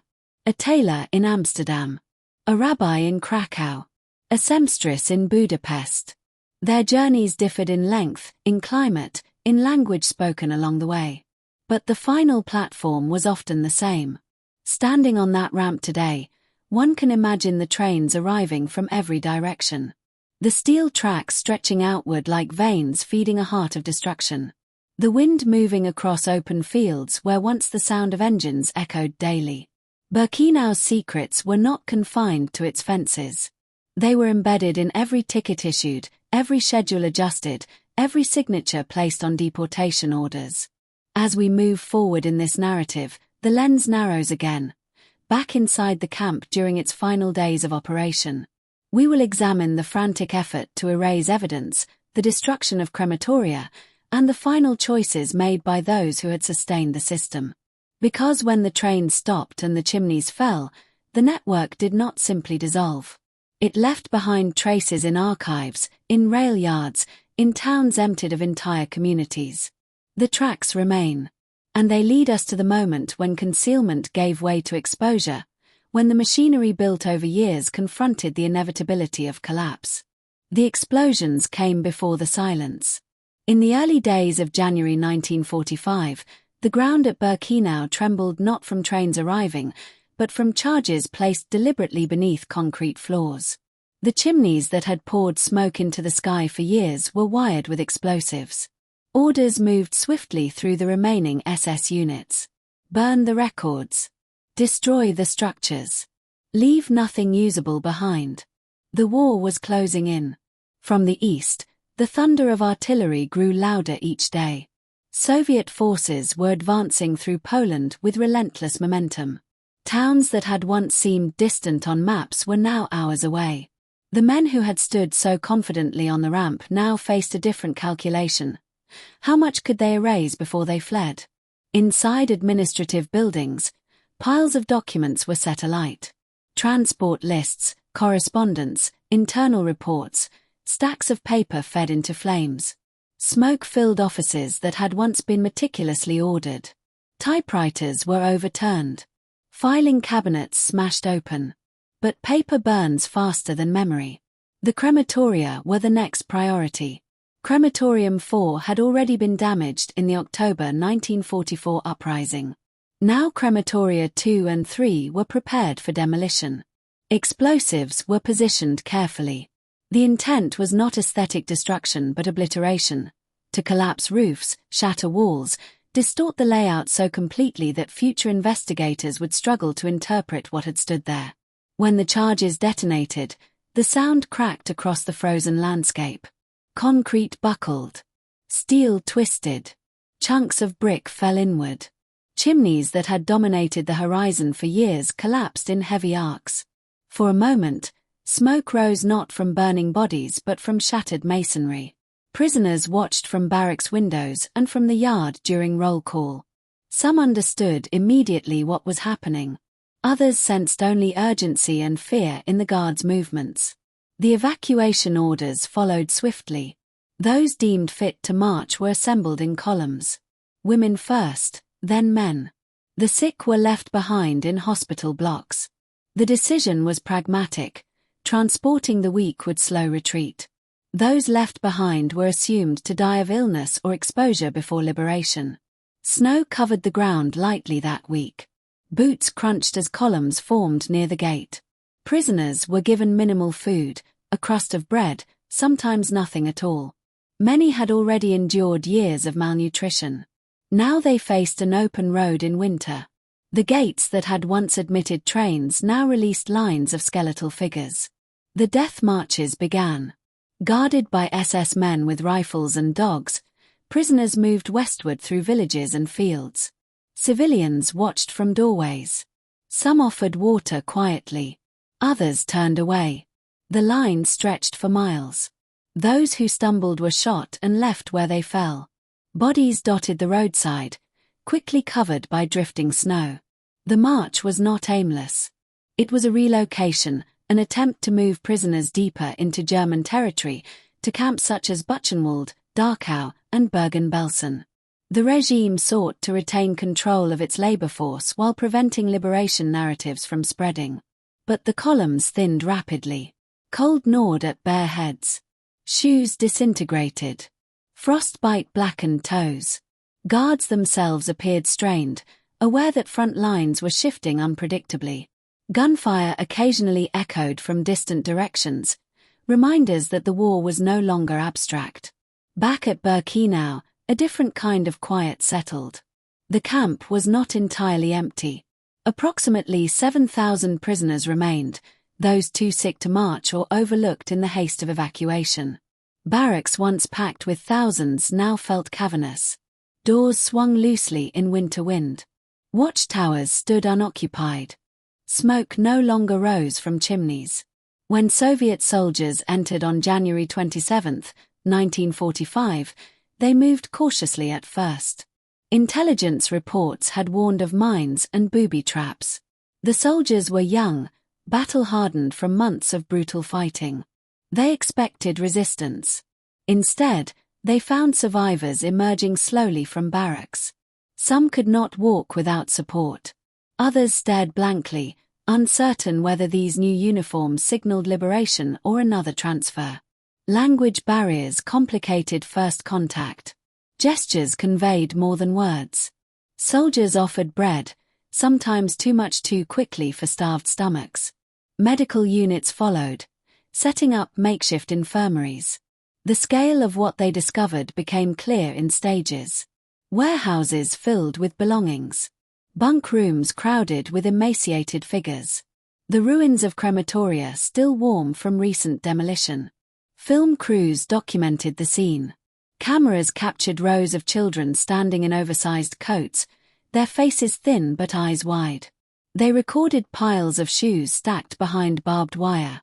The footage would later circulate internationally, shaping public understanding of the camps. But for the soldiers on the ground, the immediate concern was survival. Doctors treated typhus outbreaks aggressively. Supplies were limited. Many prisoners died in the days following liberation, their bodies too depleted to recover even with care. The camp's layout was mapped carefully by Soviet investigators. They examined crematoria ruins, traced ventilation shafts, measured foundations. They interviewed survivors through interpreters, recording testimony as quickly as possible. One recurring theme emerged: the attempt to destroy evidence had failed. Even in rubble, the design of gas chambers was discernible. Remnants of Zyklon B pellets were recovered. Ash pits revealed human remains embedded in soil. The physical trace could not be fully erased. Meanwhile, further west, the death marches continued. Prisoners collapsed in ditches. Some managed to escape under cover of darkness, slipping into forests despite freezing temperatures. Others were liberated by advancing Allied forces weeks later in camps already overwhelmed by incoming evacuees. The SS officers who had managed Birkenau dispersed. Some removed insignia from uniforms. Others attempted to blend into civilian populations. Rudolf Höss had already been transferred months earlier, but many subordinates were still at large. Arrests would follow gradually over the next years. Back at Birkenau, investigators began collecting documentation from surviving administrative offices. Not all records had been destroyed. Fragments remained: partial transport lists, architectural plans, correspondence about Zyklon B deliveries. The intersection of survivor testimony and documentary evidence formed a powerful record. Yet in the immediate aftermath, the broader world was still absorbing the scale. Journalists visited the camp, walking the same tracks where trains had once unloaded thousands. They described the silence, the emptiness of open fields. They wrote about the smell lingering in certain buildings. They interviewed survivors who spoke in measured tones, sometimes haltingly, about what had occurred. The concept of industrialized extermination began to take shape in public consciousness. Birkenau became a symbol, not because it was the only killing center, but because of its scale and documentation. The attempt to destroy it at the end underscored its centrality. In the months that followed, displaced persons camps were established for survivors. Many had no homes to return to. Entire communities had vanished. Families had been extinguished. Liberation brought freedom but not restoration. For some, returning to former neighborhoods meant encountering hostility or indifference. For others, emigration offered a path forward, to Palestine, to the United States, to Australia. The dispersion of survivors carried Birkenau's memory across continents. At the site itself, preservation decisions were made gradually. The original Auschwitz camp became a museum in 1947. Birkenau, more expansive and largely in ruins, was preserved as a memorial landscape. Barbed wire remained. Barracks were stabilized. The collapsed crematoria were left as they fell. Visitors walking through Birkenau today traverse the same gravel paths once trodden by prisoners and guards alike. The railway tracks still lead through the gatehouse, terminating in open fields. Grass grows where ash once settled. The absence of structures speaks as loudly as their presence. The attempted erasure of January 1945 stands as a final chapter in the camp's operational history. It reveals a regime aware of its own guilt, aware that documentation could condemn it. The destruction was not random chaos. It was calculated concealment. But concealment requires time. Time ran out. As we move forward, the focus shifts from physical destruction to moral reckoning. The trials that followed, the testimonies given in courtrooms, the ways in which individuals sought to distance themselves from responsibility. Because once the smoke cleared and the chimneys lay in fragments, the question that remained was not only what happened here, but who allowed it to happen, who enforced it, who justified it. Birkenau's ruins do not answer that alone. The next chapter turns to the courtrooms and the confessions, where words replaced explosives and history demanded accountability. The courtroom was quiet when he began to speak. There were no watchtowers here. No barbed wire. No smoke rising beyond shattered brick. Just rows of wooden benches, a raised platform for judges, and a man in a plain suit who once commanded the largest killing center in Nazi-occupied Europe. When Rudolf Höss took the stand after the war, his voice was steady. He did not shout. He did not rage. He described. He described capacity. He described procedure. He described numbers. The transition from Birkenau's ruins to the post-war tribunals marked a different kind of confrontation. The physical evidence had survived demolition. The survivors had survived evacuation. Now the architects and administrators would be forced to answer in words. The first wave of reckoning unfolded in the International Military Tribunal at Nuremberg in 1945 and 1946. Though Auschwitz-Birkenau was not the sole focus of the trial, it became emblematic of the crimes under examination. Prosecutors introduced documents, transport records, architectural plans. They projected films captured by Allied forces at liberated camps. Images of emaciated prisoners and warehouses filled with shoes filled the courtroom. The defendants watched. Some stared impassively. Some avoided eye contact. A few appeared shaken. But the central theme of defense was consistent: obedience. Orders from above. Duty to the state. The machinery of genocide was reframed as bureaucratic inevitability. Yet the prosecutors dismantled that narrative piece by piece. Evidence revealed that initiative often flowed from below as well as above. Camp commandants proposed expansions. Engineers improved crematoria efficiency. Administrators refined transport scheduling. The system was not an unthinking monolith. It was sustained by decisions at every level. When Höss testified, he acknowledged that approximately 1 million Jews had been murdered at Auschwitz. He described the gassing process with technical precision, how Zyklon B was introduced through openings in the roof, how ventilation systems cleared chambers afterward, how Sonderkommando units removed bodies. His tone remained clinical. That detachment shocked many observers more than outrage might have. In 1947, Höss was tried in Poland. The courtroom stood not far from the camp he had commanded. Survivors attended. Some recognized him immediately: the posture, the face, the mannerisms. For them, the distance between courtroom and crematoria felt thin. He was sentenced to death and executed near the entrance of Auschwitz. But accountability did not end there. In subsequent years, Allied forces conducted trials across occupied Germany and Austria. Some targeted high-ranking SS officials.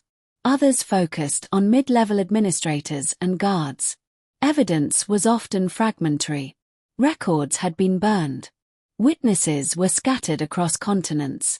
The Frankfurt Auschwitz trials in the 1960s marked a significant moment in German public reckoning. For months, survivors testified before a German court. They described selections, gas chambers, daily brutality. Their words filled the courtroom with details that could not be abstracted into statistics. You could hear the scratching of pens as journalists recorded testimony.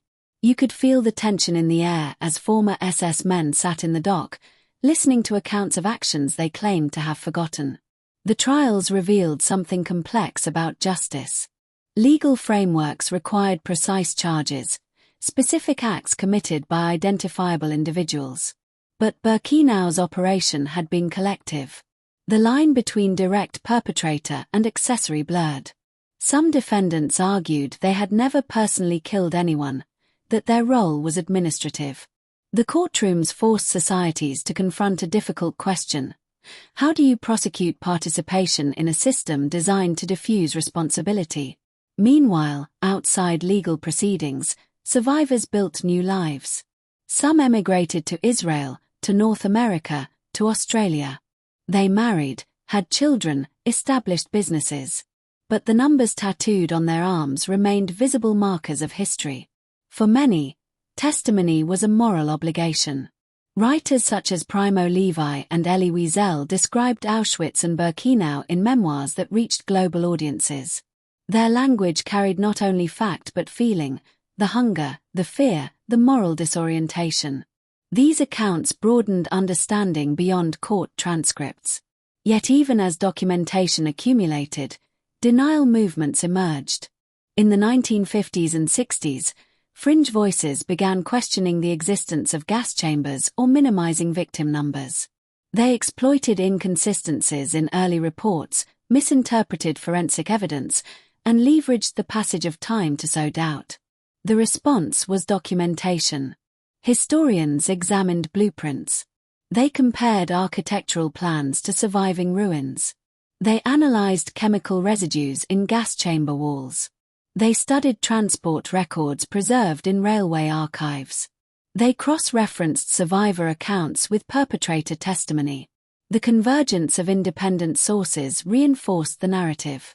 Birkenau's story was no longer dependent on a single voice or a single trial.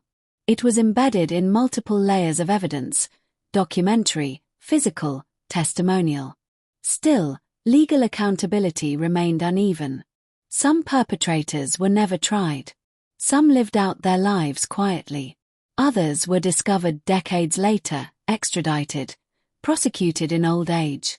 Trials in the 1970s and 80s reflected changing legal standards. The definition of complicity evolved. Guard duty at a death camp was increasingly recognized as participation in murder. The passage of time did not erase responsibility. For survivors attending these later trials, the experience was emotionally complex. Facing an elderly former guard in court decades after liberation could feel anticlimactic. Yet the principle mattered: acknowledgement, however delayed, that what had happened at Birkenau was criminal, not incidental.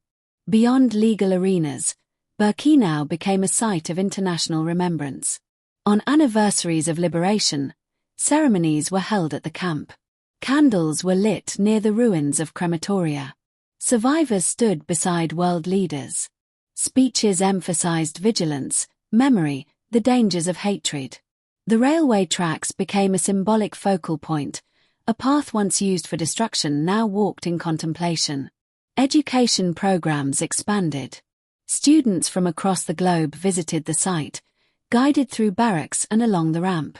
Museums curated exhibitions detailing deportation routes, camp life, resistance efforts. Photographs and personal artifacts were displayed with care.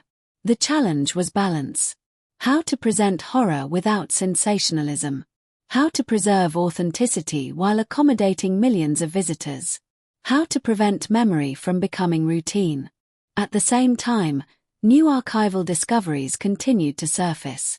Boxes of documents hidden in private collections. Photographs found in attics. Letters written by perpetrators or bystanders. Each edition refined understanding. Digital technology transformed access. Databases catalogued victims' names. Online archives allowed researchers worldwide to examine records. Oral histories were recorded on video, preserving voices for future generations. Yet memory is not static. As survivor numbers decline with age, the responsibility to transmit history shifts. Children and grandchildren carry stories forward. Scholars analyze patterns. Artists create works inspired by testimony. The narrative evolves, but its foundation remains grounded in evidence. Birkenau's attempt at self-erasure in January 1945 now appears as a final, desperate gesture within a broader arc of concealment and exposure. The demolition of crematoria could not prevent investigators from reconstructing their design. The burning of documents could not eliminate surviving copies elsewhere. The death marches could not silence every witness. Justice was imperfect. It unfolded unevenly across decades. But the record grew stronger with time. In courtrooms and classrooms alike, Birkenau ceased to be merely a geographic location. It became a case study in the capacity of modern states to organize mass murder, and in the necessity of confronting such capacity openly. As we move forward in this documentary, the focus turns to the broader implications. How Birkenau reshaped international law, how it influenced the development of the concept of genocide, and how its memory continues to inform debates about responsibility and prevention. Because the story does not end with verdicts and sentences. It extends into the present, into questions about how societies remember, how they teach, how they guard against repetition. The courtroom was quiet when Hoss finished speaking. But the silence that followed was not the silence of denial. It was the silence of recognition, a pause before history moved forward carrying Birkenau's name with it. The word did not exist before the crime. When the smoke cleared over Birkenau and courtrooms began to fill, the world struggled to name what had happened. Mass murder was not a new concept. War crimes were not unprecedented.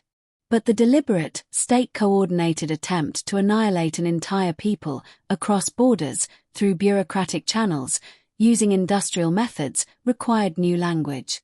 In 1944, while the war still raged, a Polish Jewish lawyer named Raphael Lemkin introduced a term that would reshape international law: genocide. He had fled Nazi-occupied Europe. He had lost much of his family in the Holocaust. From exile, he studied decrees, analyzed patterns, and understood that what was unfolding was not random atrocity but structured destruction. He combined the Greek word genos, meaning race or tribe, with the Latin side, meaning killing. Genocide. After Birkenau and other camps were liberated, Lemkin's concept gained urgency. The Nuremberg trials prosecuted crimes against humanity, war crimes, and crimes against peace, but genocide as a specific legal category was not yet fully codified. The trials laid groundwork, but international law required further development. In 1948, the United Nations adopted the Convention on the Prevention and Punishment of the Crime of Genocide. The text defined genocide as acts committed with intent to destroy, in whole or in part, a national, ethnic, racial, or religious group. Birkenau stood behind that definition. The systematic deportations, the selections, the gas chambers, they were no longer historical events alone. They were legal precedents. They informed the drafting of statutes that would influence future tribunals from Rwanda to the former Yugoslavia. The transformation from site of destruction to foundation of law marked a profound shift. Yet law alone does not prevent recurrence. In the decades following the Holocaust, the Cold War divided Europe. Auschwitz and Birkenau fell within the borders of communist Poland. Memorialization was shaped by political context. Official narratives emphasized fascism's defeat, often framing victims in broader terms rather than focusing specifically on Jewish suffering. At the same time, Western societies grappled with their own responsibilities. Debates emerged over the adequacy of Allied responses during the war. Questions were raised about bombing rail lines, about refugee policies, about intelligence assessments. Memory became contested terrain. Within Germany, the 1960s and 70s saw generational confrontation. Young Germans questioned their parents' roles during the Nazi era. Protests demanded transparency. Education reforms incorporated Holocaust studies into curricula. Birkenau's name appeared in textbooks, documentaries, and public discourse. Art and literature engaged with the camp's legacy. Filmmakers depicted scenes of deportation and survival. Poets grappled with language after Auschwitz, how to write in the shadow of such devastation. Museums curated exhibitions not only of artifacts but of ethical questions. The physical site of Birkenau required ongoing preservation. Wooden barracks deteriorated under weather exposure. Conservationists worked carefully to stabilize structures without altering authenticity. Barbed wire corroded. Bricks crumbled. Each intervention required balancing historical integrity with practical preservation. International organizations contributed funding and expertise. The site was designated a UNESCO World Heritage Site, recognizing its universal significance. Visitors arrived in growing numbers. Walking along the railway tracks, they passed beneath the gatehouse that once framed arrival. The vastness of the field often struck them first. It is larger than many expect. The scale conveys something statistics cannot. Guides recount stories of Hungarian transports in 1944, of the Roma camp's liquidation, of the October uprising. The narrative is structured but heavy. Silence often follows explanations. For survivors returning decades later, the experience can be overwhelming. Some kneel near crematoria ruins. Some trace their fingers along brick fragments. Some stand still, eyes closed, listening perhaps for echoes only they can hear. As time advances, the demographic of visitors changes. Fewer survivors are present to speak firsthand. Second-generation voices take on the task of transmission. Technology supplements memory, holographic testimonies, interactive archives, digital reconstructions. Yet even as education expands, denial persists at margins. Online platforms provide space for distortion. Conspiracy theories circulate. Misinformation spreads rapidly. The challenge becomes not only remembering but defending memory against erosion. Scholars respond with research. They analyze newly opened archives in Eastern Europe after the fall of the Soviet Union. They examine correspondence between railway officials and SS administrators. They map deportation routes with precision. They refine victim estimates based on demographic studies. Birkenau's story grows more detailed, not less. At the same time, global events raise uncomfortable parallels. Genocides in Cambodia, Rwanda, Bosnia. Each prompts reflection on the never-again promise that followed the Holocaust. International courts cite the Genocide Convention drafted in Birkenau's shadow. The lessons are invoked repeatedly. But lessons require vigilance. Birkenau demonstrates how modern systems, transportation networks, administrative offices, industrial facilities, can be mobilized toward destruction when ideology overrides humanity. It reveals how ordinary professionals, engineers, clerks, doctors, can become participants in atrocity. These insights inform contemporary discussions about ethics in science, about obedience in military structures, about the responsibility of civil servants. The camp's legacy extends into disciplines far beyond history. In psychology, studies explore how individuals conform to authority. In sociology, analyses examine bureaucratic complicity. In law, precedents established in post-war trials guide definitions of crimes against humanity. The ripple effect continues. Within Israel and Jewish communities worldwide, Birkenau is central to collective memory. Ceremonies on Yom HaShoah include references to Auschwitz. Educational trips bring students to the site, where they walk in silence along the ramp. In Poland, debates over national narrative occasionally surface, reflecting the complexity of occupation and resistance. The site itself remains a place of mourning, not politics, but interpretation inevitably intersects with identity. Birkenau's transformation from killing center to memorial landscape underscores a paradox. The Nazis attempted to erase evidence to avoid accountability. Instead, the site became one of the most studied locations of the 20th century. Its name entered legal codes, academic syllabi, and moral discourse. Yet there remains an intimate dimension that cannot be fully captured by law or scholarship. The feel of cold gravel under bare feet during roll call.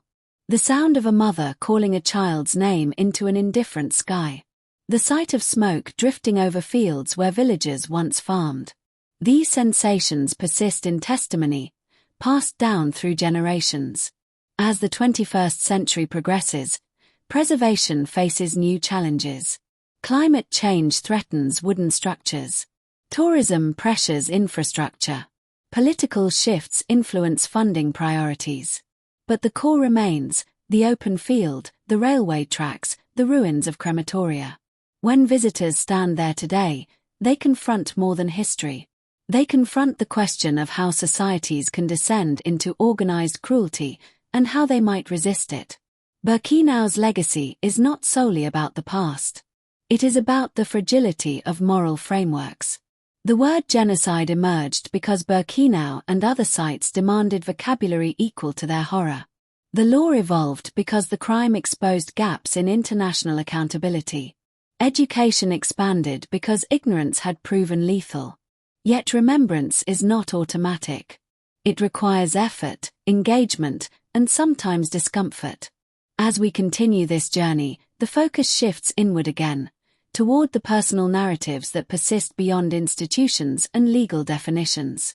We will explore how survivors carried Birkenau within them, how trauma shapes memory, and how storytelling becomes both burden and lifeline.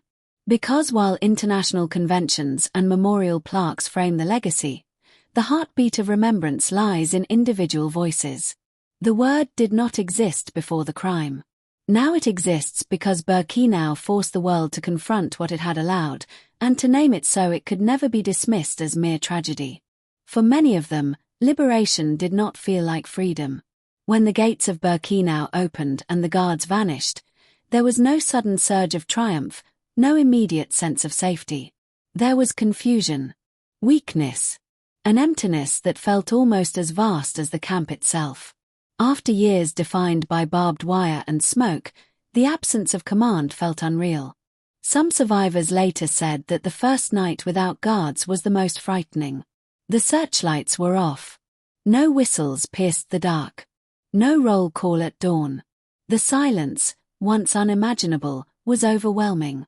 They had survived. But survival was only the beginning. The bodies of the living were as fragile as the ruins around them. Emaciation left bones protruding sharply beneath skin. Muscles had wasted. Immune systems were shattered. Soviet medics distributed food cautiously, aware that too much too quickly could kill. Some prisoners, unable to restrain themselves, ate ravenously and collapsed from shock. Typhus continued to claim lives even after liberation. Inside the barracks, the smell changed slowly. The smoke from crematoria was gone, replaced by disinfectant and medicine. Blankets were aired. Windows were opened. Yet the air still carried memory. For those who could stand, the next question loomed: where to go? Home was not a simple answer. Entire families had been destroyed. Communities erased. In Poland, in Hungary, in Greece, Jewish neighborhoods that once bustled with life were empty or occupied by others. Survivors who returned often encountered hostility or indifference. Some were met with disbelief. Others with resentment. They carried numbers on their arms and stories few wanted to hear. Displaced persons camps were established across Europe. Former concentration camp inmates found themselves in another kind of limbo. Not imprisoned, but not yet settled. Barracks were repurposed. International relief organizations distributed food and clothing. Bureaucratic forms replaced SS records. In these camps, survivors began searching for names. Lists were posted on walls. Registries compiled. People scanned columns desperately, hoping to recognize a sibling, a parent, a friend. Reunions occurred occasionally, a brother thought dead appearing in a doorway, a cousin arriving unexpectedly. But more often, the lists confirmed absence. Grief did not unfold neatly. Some survivors felt guilt for having lived when others had not. Survivors' guilt became a recurring theme in memoirs and psychological studies. Why had one been sent right instead of left? Why had one survived illness when another perished? These questions had no satisfying answers. Many avoided speaking about Birkenau for years. Silence was not denial, it was protection. Words threatened to reopen wounds. Families built in the aftermath sometimes knew little of what their parents had endured. Others spoke relentlessly. Testimony became a form of resistance against erasure. Survivors visited schools, addressed public gatherings, participated in documentaries. Their voices carried tremors of memory, the sound of train doors, the feel of shaved scalp, the sight of smoke against a winter sky. The psychological impact of Birkenau shaped entire lifetimes. Nightmares were common. Sudden noises could trigger panic. The smell of burning might transport someone back to open pits behind Crematorium 5. Relationships were influenced by trauma, hypervigilance, difficulty trusting, intense attachment to children. Researchers later identified patterns consistent with what is now called post-traumatic stress disorder. But in the immediate post-war years, such terminology did not yet exist. Survivors navigated their pain without clinical frameworks. Some channeled experience into activism. They advocated for Jewish self-determination, contributing to movements that culminated in the establishment of the State of Israel. Others joined human rights organizations, drawing connections between their own suffering and emerging global crises. Memory became political. The narrative of Birkenau entered textbooks gradually. In some countries, early education minimized details. In others, it became central to understanding 20th-century history. Generational change influenced emphasis. By the 1970s and 80s, a wave of Holocaust scholarship deepened analysis. Historians examined camp hierarchies, resistance networks, gender-specific experiences, the role of bystanders. Survivor testimonies were recorded systematically, creating archives that would outlive their speakers. For many who returned to Birkenau decades later, the landscape had shifted. Grass covered former mud. Wooden barracks had been stabilized. The railway tracks were intact but silent. Standing on the ramp, survivors sometimes pointed to specific spots. Here is where my mother stood. Here is where my brother disappeared. The act of pointing anchored memory to place. Children and grandchildren accompanied them, listening as stories unfolded on site. Intergenerational transmission transformed private trauma into shared history. Yet not all descendants embraced that inheritance easily. Some struggled with the weight of legacy, the expectation to remember, to carry forward narratives of suffering. Identity intertwined with memory in complex ways. Beyond Jewish survivors, Roma survivors confronted additional marginalization. Recognition of their suffering was slower, often overshadowed in broader narratives. Advocacy eventually secured acknowledgement of the Roma genocide, but decades passed before it gained comparable visibility. The diversity of experiences within Birkenau required nuanced understanding. Women's testimonies illuminated gender-specific trauma, forced sterilizations, sexual violence, motherhood under threat. Children who survived described fractured childhoods, years of development overshadowed by fear. Each voice added dimension. As time advanced, survivor numbers declined. Age claimed those who had endured adolescence or adulthood in the camp. Memorial ceremonies increasingly featured second-generation speakers reading words written by parents who were no longer present. Technology offered new methods of preservation. Holographic interviews allowed future audiences to interact virtually with recorded survivors. Digital archives stored thousands of testimonies searchable by theme or keyword. Educational programs integrated multimedia experiences. Yet no technology could replicate the presence of a living witness describing the smell of smoke or the texture of frozen ground beneath bare feet. In the broader cultural sphere, Birkenau's legacy influenced film, literature, art, and philosophy. Questions about human nature, about obedience and cruelty, were refracted through its history. The phrase "after Auschwitz" entered philosophical discourse, signaling a rupture in moral assumptions. The camp's impact extended even into theology. Survivors and scholars debated faith in the aftermath of genocide. Some lost belief. Others found renewed spiritual conviction. Religious communities grappled with how to interpret such devastation within theological frameworks. The personal and the universal intertwined. For an individual survivor, Birkenau might be remembered as a specific barrack, a specific guard, a specific morning when frost-coated blankets. For global society, it became a symbol of systemic atrocity. Balancing these scales required care. Memorialization sometimes risked abstraction, reducing lived experience to plaques and statistics. Survivors resisted this flattening. They insisted on individuality, on names spoken aloud, on stories told fully. Even decades later, the emotional charge remained palpable. When asked to describe liberation, some survivors paused for long stretches before answering. The moment was not simply relief, it was recognition of irreversible loss. Freedom arrived too late for millions. The burden of remembrance carried its own strain. Public speaking reopened wounds. Reliving selections and separations demanded emotional resilience. Yet many continued, driven by a sense of duty. They understood something fundamental. Memory fades if not actively maintained. As we move forward, the focus shifts once more, from the personal aftermath to the ongoing challenges of preserving truth in a world where eyewitnesses grow fewer each year. Birkenau's survivors transformed silence into testimony.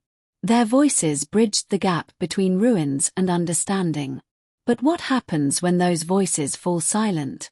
That question shapes the next chapter of this story, a chapter about archives, education, and the fragile line between remembrance and forgetting. There will come a day when no one who stood on that ramp is still alive. No voice left that can say, "I was there." No trembling hand lifting a sleeve to show a faded number. No pause in speech as memory tightens in the throat.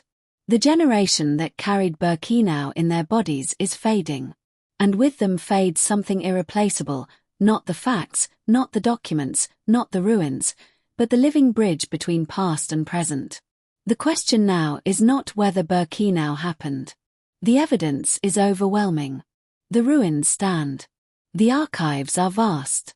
The testimonies fill libraries. The question is whether the world will continue to understand it. Memory is not permanent by default. It must be tended. In the decades since liberation, Birkenau has transformed from a site of secrecy into one of the most visited memorials in the world. Millions walk the railway tracks each year. They stand before the gatehouse. They move through barracks preserved in careful decay. They look into the open expanse where crematoria once stood intact. But presence does not automatically equal comprehension. For some visitors, Birkenau is a destination on a historical itinerary, a solemn stop on a larger European journey. For others, it is a pilgrimage. The difference lies in preparation, in context, in education. Museums now face a delicate task: how to present horror without overwhelming or desensitizing. The display of hair, shoes, suitcases, these artifacts are powerful. But without narrative framing, they risk becoming spectacle rather than testimony. Curators wrestle with questions of ethics. How much should be shown? How should images of suffering be displayed? Is there a point at which repetition dulls impact? The physical preservation of Birkenau itself is an ongoing challenge. The wooden barracks were never built to last a century. They were temporary structures, erected quickly for function rather than durability. Weather erodes beams. Moisture seeps into foundations. Conservation teams work constantly, replacing structural supports discreetly, reinforcing walls without altering appearance. The ruins of the crematoria pose different problems. They are not stabilized as buildings but preserved as wreckage, shattered concrete and twisted steel left largely as they fell in January 1945. Nature encroaches slowly. Grass grows through cracks. Moss clings to brick. To conserve ruin is to conserve absence. Beyond physical structures, archives expand. The Auschwitz-Birkenau State Museum maintains extensive collections of documents, photographs, personal items. International institutions contribute copies of records discovered in railway archives, military files, private collections. Digitization projects ensure accessibility across borders. Yet even the most comprehensive archive cannot replace the moral force of first-hand testimony. As survivors age, organizations race to record their voices. Interviews are filmed in high definition. Questions are asked systematically, about arrival, about daily routine, about liberation. Technology now allows interactive holograms, where visitors can ask pre-programmed questions to recorded survivors. It is an extraordinary achievement. But there is something about a living presence, the spontaneous pause, the shift in expression, that cannot be fully replicated. Education systems carry increasing responsibility. In some countries, Holocaust education is mandatory. In others, it competes with crowded curricula. Teachers navigate sensitive material carefully, aware of diverse classrooms, aware of the emotional weight. Some bring students to Birkenau itself, believing that walking the ground changes understanding in ways textbooks cannot. Standing on that ramp in winter, feeling wind cut across open space, hearing nothing but distant footsteps, it leaves an imprint. Yet as decades pass, historical distance grows. Students today were born generations after the war. For them, Birkenau may feel as remote as ancient history unless presented with immediacy. The challenge is to connect the past to present moral frameworks without collapsing nuance. Because Birkenau is not simply a warning about one regime. It is a case study in how systems can be weaponized. How propaganda reshapes perception. How bureaucratic language masks brutality. How ordinary people participate in extraordinary crimes. Those lessons are not bound to 1944. In recent years, the rise of extremist ideologies in various parts of the world has renewed urgency around Holocaust remembrance. Conspiracy theories circulate online. Hate speech spreads rapidly through digital platforms. Distortion of historical fact gains traction among audiences who may never have spoken to a survivor. Birkenau's legacy now unfolds in a digital battlefield. Historians and educators counter misinformation with evidence. Social media campaigns promote verified resources. Institutions collaborate internationally to preserve authenticity. But the fight against forgetting is not only external. It is internal as well. There is a risk that repetition numbs. That annual commemorations become routine. That phrases like never again lose sharpness through overuse. Maintaining emotional engagement without descending into sentimentality requires constant reflection. Art continues to grapple with Birkenau's shadow. Contemporary artists create installations inspired by absence and memory. Musicians compose works that evoke silence and fragmentation. Writers explore intergenerational trauma, tracing how grandchildren inherit stories shaped by smoke and wire. Philosophers debate the limits of representation, whether certain experiences resist depiction entirely. At Birkenau itself, moments of quiet often speak louder than curated explanations. A single shoe behind glass. A faded photograph of a child. A scrap of fabric with a name stitched inside. These objects transcend language. They connect individual to individual across time. The memorial landscape invites contemplation. Yet outside the fences, life moves normally. Cars pass. Fields are farmed. The town of Auschwitz functions as any other town. This proximity of ordinary existence to extraordinary atrocity underscores a central truth. Genocide does not occur in mythical realms. It occurs in real places, among real communities. The normalization of the unimaginable is one of Birkenau's deepest lessons. As survivors pass away, their families often inherit artifacts, letters, photographs, small items carried through camps. Decisions must be made: preserve privately or donate to archives. Share publicly or protect intimately. Memory fragments disperse. Some families create foundations in loved ones' names. Others write memoirs based on recorded interviews. The work of remembrance becomes decentralized, carried by thousands rather than concentrated in a few. International commemorations on January 27 mark liberation. Heads of state attend ceremonies. Speeches reference tolerance, democracy, vigilance. Survivors, fewer each year, sit in front rows wrapped in blankets against winter cold. Eventually, there will be no survivors seated there. When that day comes, Birkenau's authority will rest entirely on documentation and inherited memory. The ruins will still stand. The tracks will still stretch across the field. The wind will still move through broken walls. But interpretation will depend on those who never experienced it. The responsibility shifts from witness to historian, from survivor to student. In this transition lies both vulnerability and possibility. Vulnerability, because memory can erode without personal anchors. Possibility, because historical understanding can deepen as scholarship advances and global connections expand. Birkenau's secrets were once buried deliberately. Now the risk is not concealment by perpetrators but gradual fading through distance. The story continues to demand engagement. As we move toward the final chapters of this documentary, we turn to the moral reckoning that Birkenau imposes not only on the past but on the present. What does it mean to remember responsibly? How do societies honor victims without reducing them to symbols? How do we guard against the slow creep of indifference? The generation that endured Birkenau is leaving us. What remains is choice. To look away, or to look directly. To reduce history to numbers, or to preserve names. To let the ruins become background, or to let them speak. The wind still crosses the open field. It carries no voices now. The voices must come from us. There are places in the world where the ground feels ordinary beneath your feet. Birkenau is not one of them. You can walk there today in silence. You can stand at the end of the railway tracks and look out across the open field where grass sways in the wind. The sky can be bright blue. Birds can cross overhead. There are no guards. No smoke. No shouted commands. And yet the air feels heavier. Not because of what you see, but because of what you know.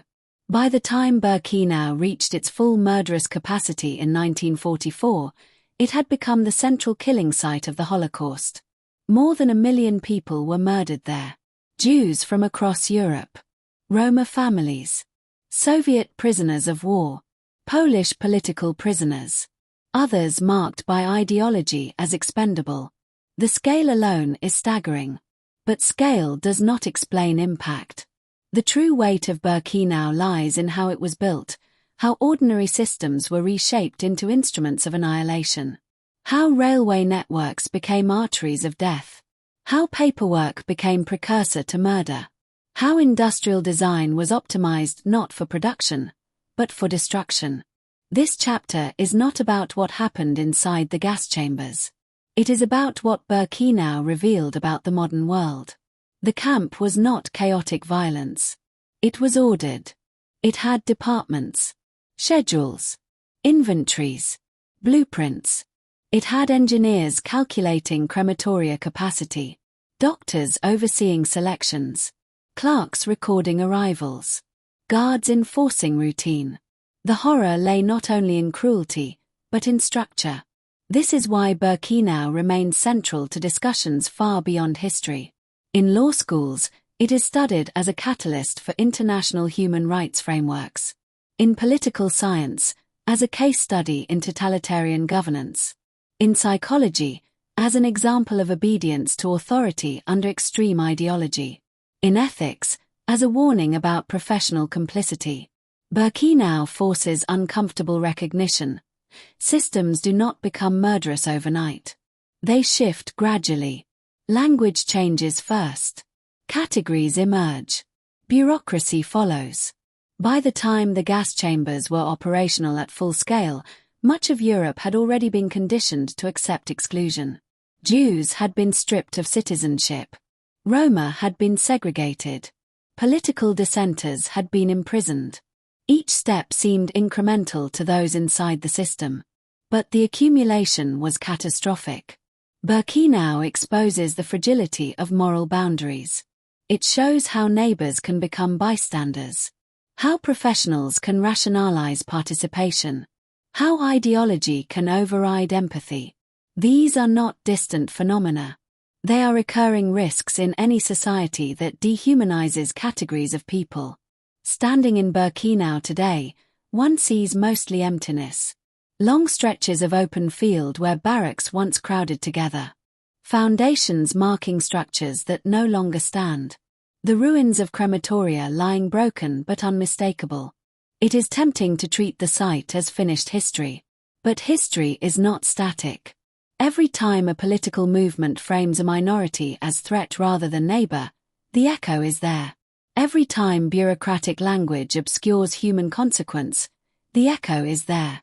Every time violence is justified as necessity, the echo is there. Birkenau does not accuse one nation alone. It indicts complacency. During the war, reports about mass killings reached Allied governments. Some details were dismissed as exaggerated. Some were believed but not prioritized. Strategic decisions weighed military targets over rail lines leading to camps. The complexity of war does not erase moral ambiguity. Birkenau forces reflection not only on perpetrators, but on the broader international response. It also confronts the idea of inevitability. Nothing about Birkenau was inevitable. It was built, expanded, supplied, guarded, protected. Its continued operation depended on thousands of individual decisions, from high-ranking officials to local collaborators. The machinery functioned because people chose to keep it functioning. That is perhaps its most unsettling lesson. After liberation, survivors often struggled with the question, how could the world allow this? There is no single answer. Fear, propaganda, war, anti-Semitism deeply rooted in European culture, bureaucratic distance, economic opportunism, all converged. Birkenau reveals that genocide is not the product of monsters alone. It is the product of systems sustained by ordinary participation. And yet within that same system, there were acts of resistance. The Sonderkommando uprising in October 1944. The women who smuggled gunpowder. Prisoners who shared food, who hid children, who whispered hope in barracks after lights out. These acts did not dismantle the camp, but they preserved humanity within it. This duality, systemic brutality alongside individual courage, complicates simplistic narratives. Birkenau is not only a symbol of evil. It is also a testament to endurance. The men and women who survived carried forward more than trauma. They carried forward testimony. They built families. They contributed to societies that had once rejected them. Their survival contradicts the regime's goal of total erasure. Today, the camp functions as a memorial landscape, but it is also a site of learning. Students walk in groups, guided by historians who contextualize what they see.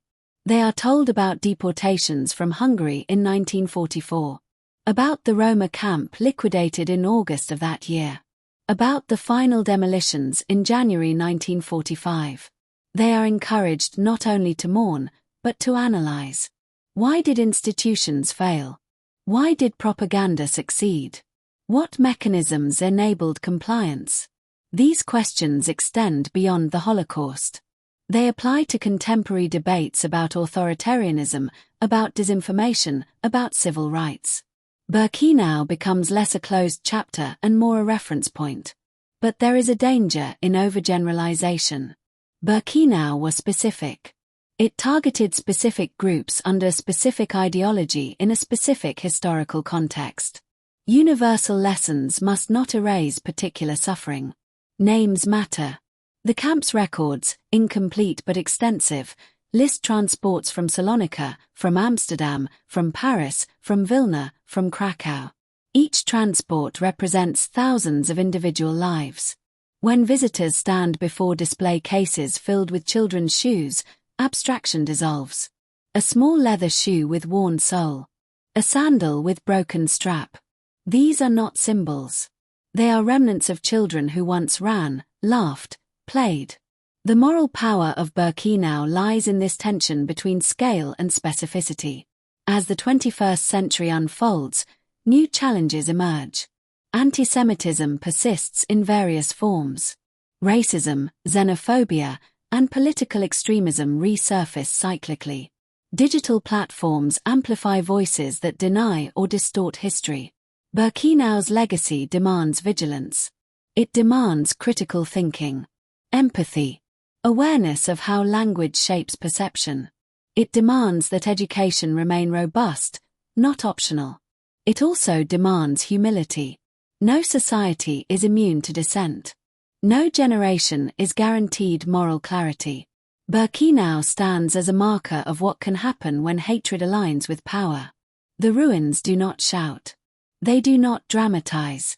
They lie quiet under sky. But their silence is instructive. As we approach the final chapters of this documentary, we move toward reflection. What does it mean to carry Birkenau forward responsibly? How do we balance remembrance with forward movement? How do we ensure that memory inspires action rather than paralysis? The ground at Birkenau feels ordinary until you understand it. Then it feels different. Not cursed. Not sacred. But charged with consequence. The next chapter turns inward once more, toward the question that lingers beneath all others. What do we owe the dead? And what do we owe the living who inherit this history? There are no graves at Birkenau in the traditional sense. No long rows of marked stones. No names carved into marble where families can kneel and trace letters with trembling fingers. Most of those murdered here were reduced to ash. Scattered in ponds. Buried in fields. Carried by wind beyond the fences. And yet this entire landscape is a grave. When visitors walk along the uneven ground near the ruins of crematoria 2 and 3, they are walking over soil mixed with human remains. Forensic studies conducted decades after liberation confirmed what survivors had always known, that ash from open-air burnings was spread across surrounding fields, that bone fragments remain embedded beneath grass. The earth itself holds the dead. This chapter is about that weight, about the obligation owed not only to memory, but to dignity. About how societies remember the unburied. About how a killing center becomes a cemetery without headstones. After liberation, the immediate priority was survival and justice. But as years passed, the question of how to treat Birkenau as sacred ground emerged. Survivors returned in small numbers during the early post-war years. Some stood in silence near the crematoria ruins. Some recited prayers. Others gathered handfuls of soil to carry home. They understood instinctively what legal frameworks could not express, that this ground contained what remained of their families. Religious leaders faced difficult questions.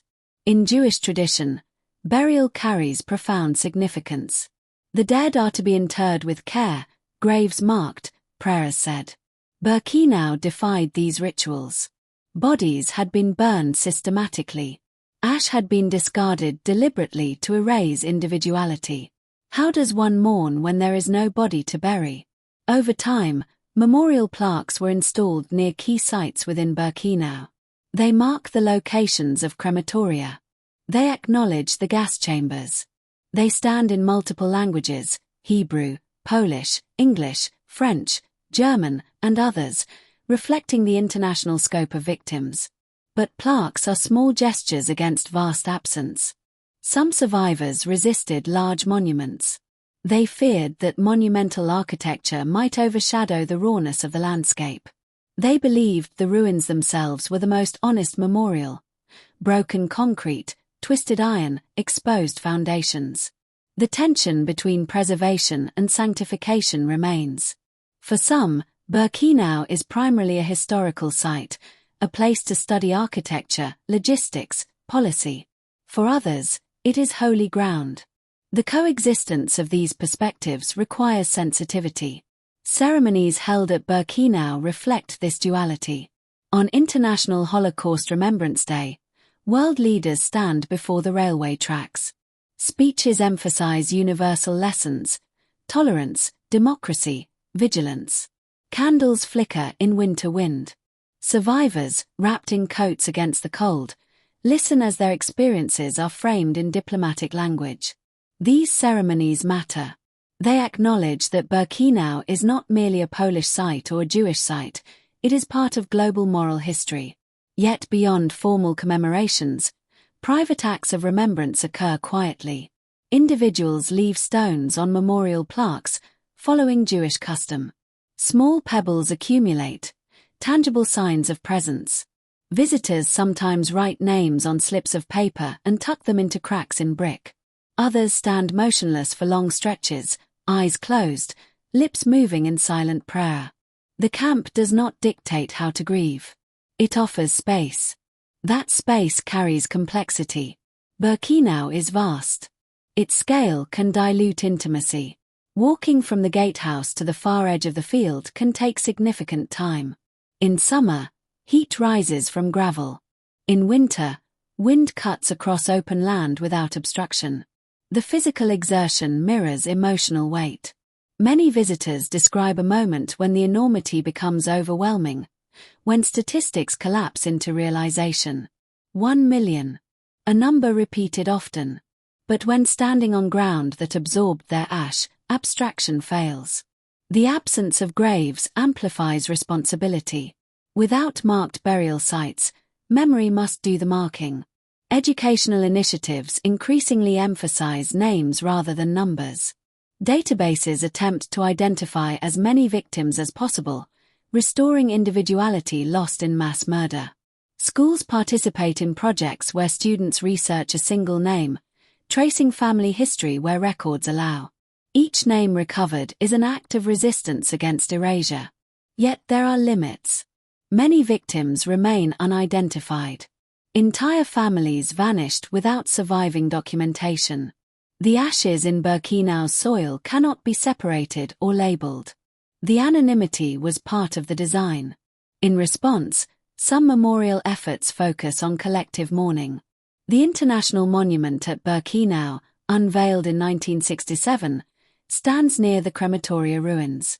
Its stone slabs rise solemnly, inscribed with messages in multiple languages. It does not name individuals. It acknowledges magnitude. The monument's design avoids triumph. It conveys weight rather than victory. As decades pass, the meaning of Birkenau continues to evolve. For survivors' grandchildren, the site may represent inherited trauma. For students from distant countries, it may represent a turning point in understanding prejudice. For scholars, it remains a subject of ongoing research. But beneath these interpretations lies a simple fact: this ground contains human remains. This reality influences how conservation is approached. Excavation is limited. Soil is not disturbed casually. Even infrastructure upgrades are conducted carefully to avoid disturbing buried ash. Birkenau demands reverence not imposed by religion alone, but by history. The obligation owed to the dead extends beyond ritual. It includes accuracy. It includes resisting distortion. It includes confronting uncomfortable truths about collaboration and complicity. There is also an obligation to avoid appropriation. Birkenau's memory cannot be instrumentalized for unrelated political agendas. To use it carelessly is to dishonor those who perished. As survivors pass away, debates about representation intensify. Who has the authority to speak for the dead? How should their suffering be contextualized? What balance should be struck between universal lessons and specific historical reality? These questions have no final answers. They require continuous dialogue. The ground remains unchanged in one sense: open field, railway tracks, ruins. But interpretation shifts with each generation. In recent years, efforts have been made to incorporate voices of Roma victims more prominently, to acknowledge the persecution of other targeted groups without diminishing the centrality of Jewish extermination, to present complexity without fragmentation. The absence of graves means that every visitor becomes, in a sense, a witness. To walk there is to accept knowledge. To stand there is to confront consequence. As we approach the final chapter of this documentary, the focus turns toward closure, not closure in the sense of resolution, but in the sense of carrying forward. Birkenau cannot be undone. Its ashes cannot be gathered into urns. Its dead cannot be restored to families. But memory can be tended. The obligation owed to the dead is not only mourning. It is vigilance. It is refusing indifference. It is recognizing that beneath quiet grass lies evidence of what happens when humanity is stripped systematically from entire groups of people. There are no traditional graves at Birkenau. The entire horizon is one. And as long as people walk that ground with awareness, the dead are not entirely alone. At the edge of the railway tracks, where the wooden sleepers end and the gravel gives way to open field, there is no sign that tells you this is the end of the story. The sky stretches wide above Birkenau. Wind moves through grass that has reclaimed the ground. In summer, the air can feel almost gentle. In winter, it cuts sharply across the plain. Visitors stand quietly, some holding cameras, some holding hands, some standing alone. And yet beneath this quiet, history hums. For all the destruction, all the attempted erasure, all the smoke that once clouded this horizon, Birkenau did not disappear. It remains, not only in ruins, not only in archives, not only in testimony, but in the moral vocabulary of the modern world. This final chapter is not about what happened here. It is about what remains because it happened. Birkenau represents the convergence of ideology, bureaucracy, technology, and obedience. It represents the moment when a state decided that entire categories of human beings were unworthy of existence, and then built infrastructure to make that decision real. But it also represents something else. It represents the capacity of memory to outlast intent. The Nazis tried to hide what they had built. They destroyed crematoria, burned records, forced prisoners on death marches. They believed that without documents and without witnesses, the truth could be buried with the ash. They were wrong. The ash remained in the soil. The foundations remained in the ground. The witnesses survived long enough to speak. The documents that were not burned became evidence. The blueprints resurfaced. The train schedules were reconstructed. Birkenau became one of the most documented crimes in history. And yet documentation alone does not guarantee understanding. The world after 1945 did not instantly transform into a place immune to hatred. Genocides occurred again. Ethnic cleansing resurfaced. Political ideologies continued to target minorities. The promise of never again proved fragile. So what, then, does Birkenau demand from us? It demands that we resist simplification. It is easy to reduce Birkenau to a symbol of evil, of horror, of tragedy. But symbols can become abstract. Birkenau was specific. It had addresses. It had departments. It had payrolls. It had timetables. It had engineers who calculated capacity. It had guards who stood watch in winter cold. It was not myth. It was administration weaponized. This is why the story must continue to be told in detail. Not to dwell in suffering, but to understand process. To recognize early warning signs. To see how language shifts before action. How discrimination precedes deportation. How isolation precedes extermination. Birkenau is a warning written in brick and ash. But it is also a question. When visitors leave the camp and return to cities filled with light and noise, what do they carry with them? Is it only sorrow? Or is it awareness? Awareness that institutions can fail. That prejudice can escalate. that silence can enable. The moral weight of Birkenau does not lie solely in mourning the dead. It lies in examining the living. Each generation inherits this history differently. For survivors, Birkenau was lived experience. For their children, it was family memory. For grandchildren, it may be an inherited narrative that shapes identity. For those with no direct connection, it is part of global history, but one that still demands engagement. Memory must evolve without weakening. As eyewitnesses fade, responsibility shifts to historians, educators, artists, lawmakers, and citizens. The preservation of ruins is only one part of preservation. The preservation of meaning is more fragile. There is a risk in distance. The further we move from 1944, the easier it becomes to see Birkenau as anomaly rather than possibility. To imagine that such events belong exclusively to a darker, less enlightened era. But Birkenau was built in a modern society. By educated professionals. In a continent rich with culture and philosophy. Its existence shatters the illusion that progress alone guarantees morality. The final lesson of Birkenau may be humility. Humility in recognizing that no society is immune to dehumanization. That vigilance must be constant. That democracy requires defense. That minority rights require protection. It also requires empathy. The numbers are overwhelming. 1 million murdered at Auschwitz-Birkenau alone. But within that number were individuals with names, dreams, routines. Children who loved games. Parents who worried about futures. Artists, teachers, tailors, musicians. The machinery of extermination sought to erase individuality. Memory restores it. When a visitor reads a single name from a transport list, when a student researches the story of one deported child, abstraction fractures. The crime becomes personal. Birkenau's legacy is not only about the capacity for evil.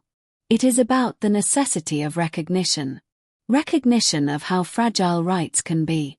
Recognition of how quickly prejudice can harden into policy. Recognition that indifference can be as dangerous as hatred. In the end, Birkenau stands not as a relic, but as a mirror. It reflects what happens when fear and ideology override humanity. It reflects the consequences of unchecked power. It reflects the cost of silence. But it also reflects resilience. The fact that we can stand there today and speak openly about what happened, that trials were held, that archives were opened, that memorials were built, is itself evidence that concealment failed. The Nazis sought to hide. History refused to comply. As the sun sets over Birkenau, shadows lengthen across the field. The railway tracks glow faintly in evening light. The ruins of crematoria remain jagged against the horizon. Visitors begin to leave, footsteps crunching softly on gravel. The camp does not close in the way a museum does. It lingers. In textbooks. In court rulings. In family stories. In debates about human rights. In moments when someone hears rhetoric that echoes old patterns and feels unease. Birkenau's secrets are no longer hidden. They are studied. Preserved. Confronted. The final question is not what happened here. The final question is what we do with that knowledge. Will we treat it as distant tragedy, safely contained in the past? Or will we recognize it as a living warning, one that asks us to defend dignity wherever it is threatened? The wind still moves across the open field. It carries no smoke now, only memory. And memory, if guarded carefully, can outlast even the darkest attempt at erasure.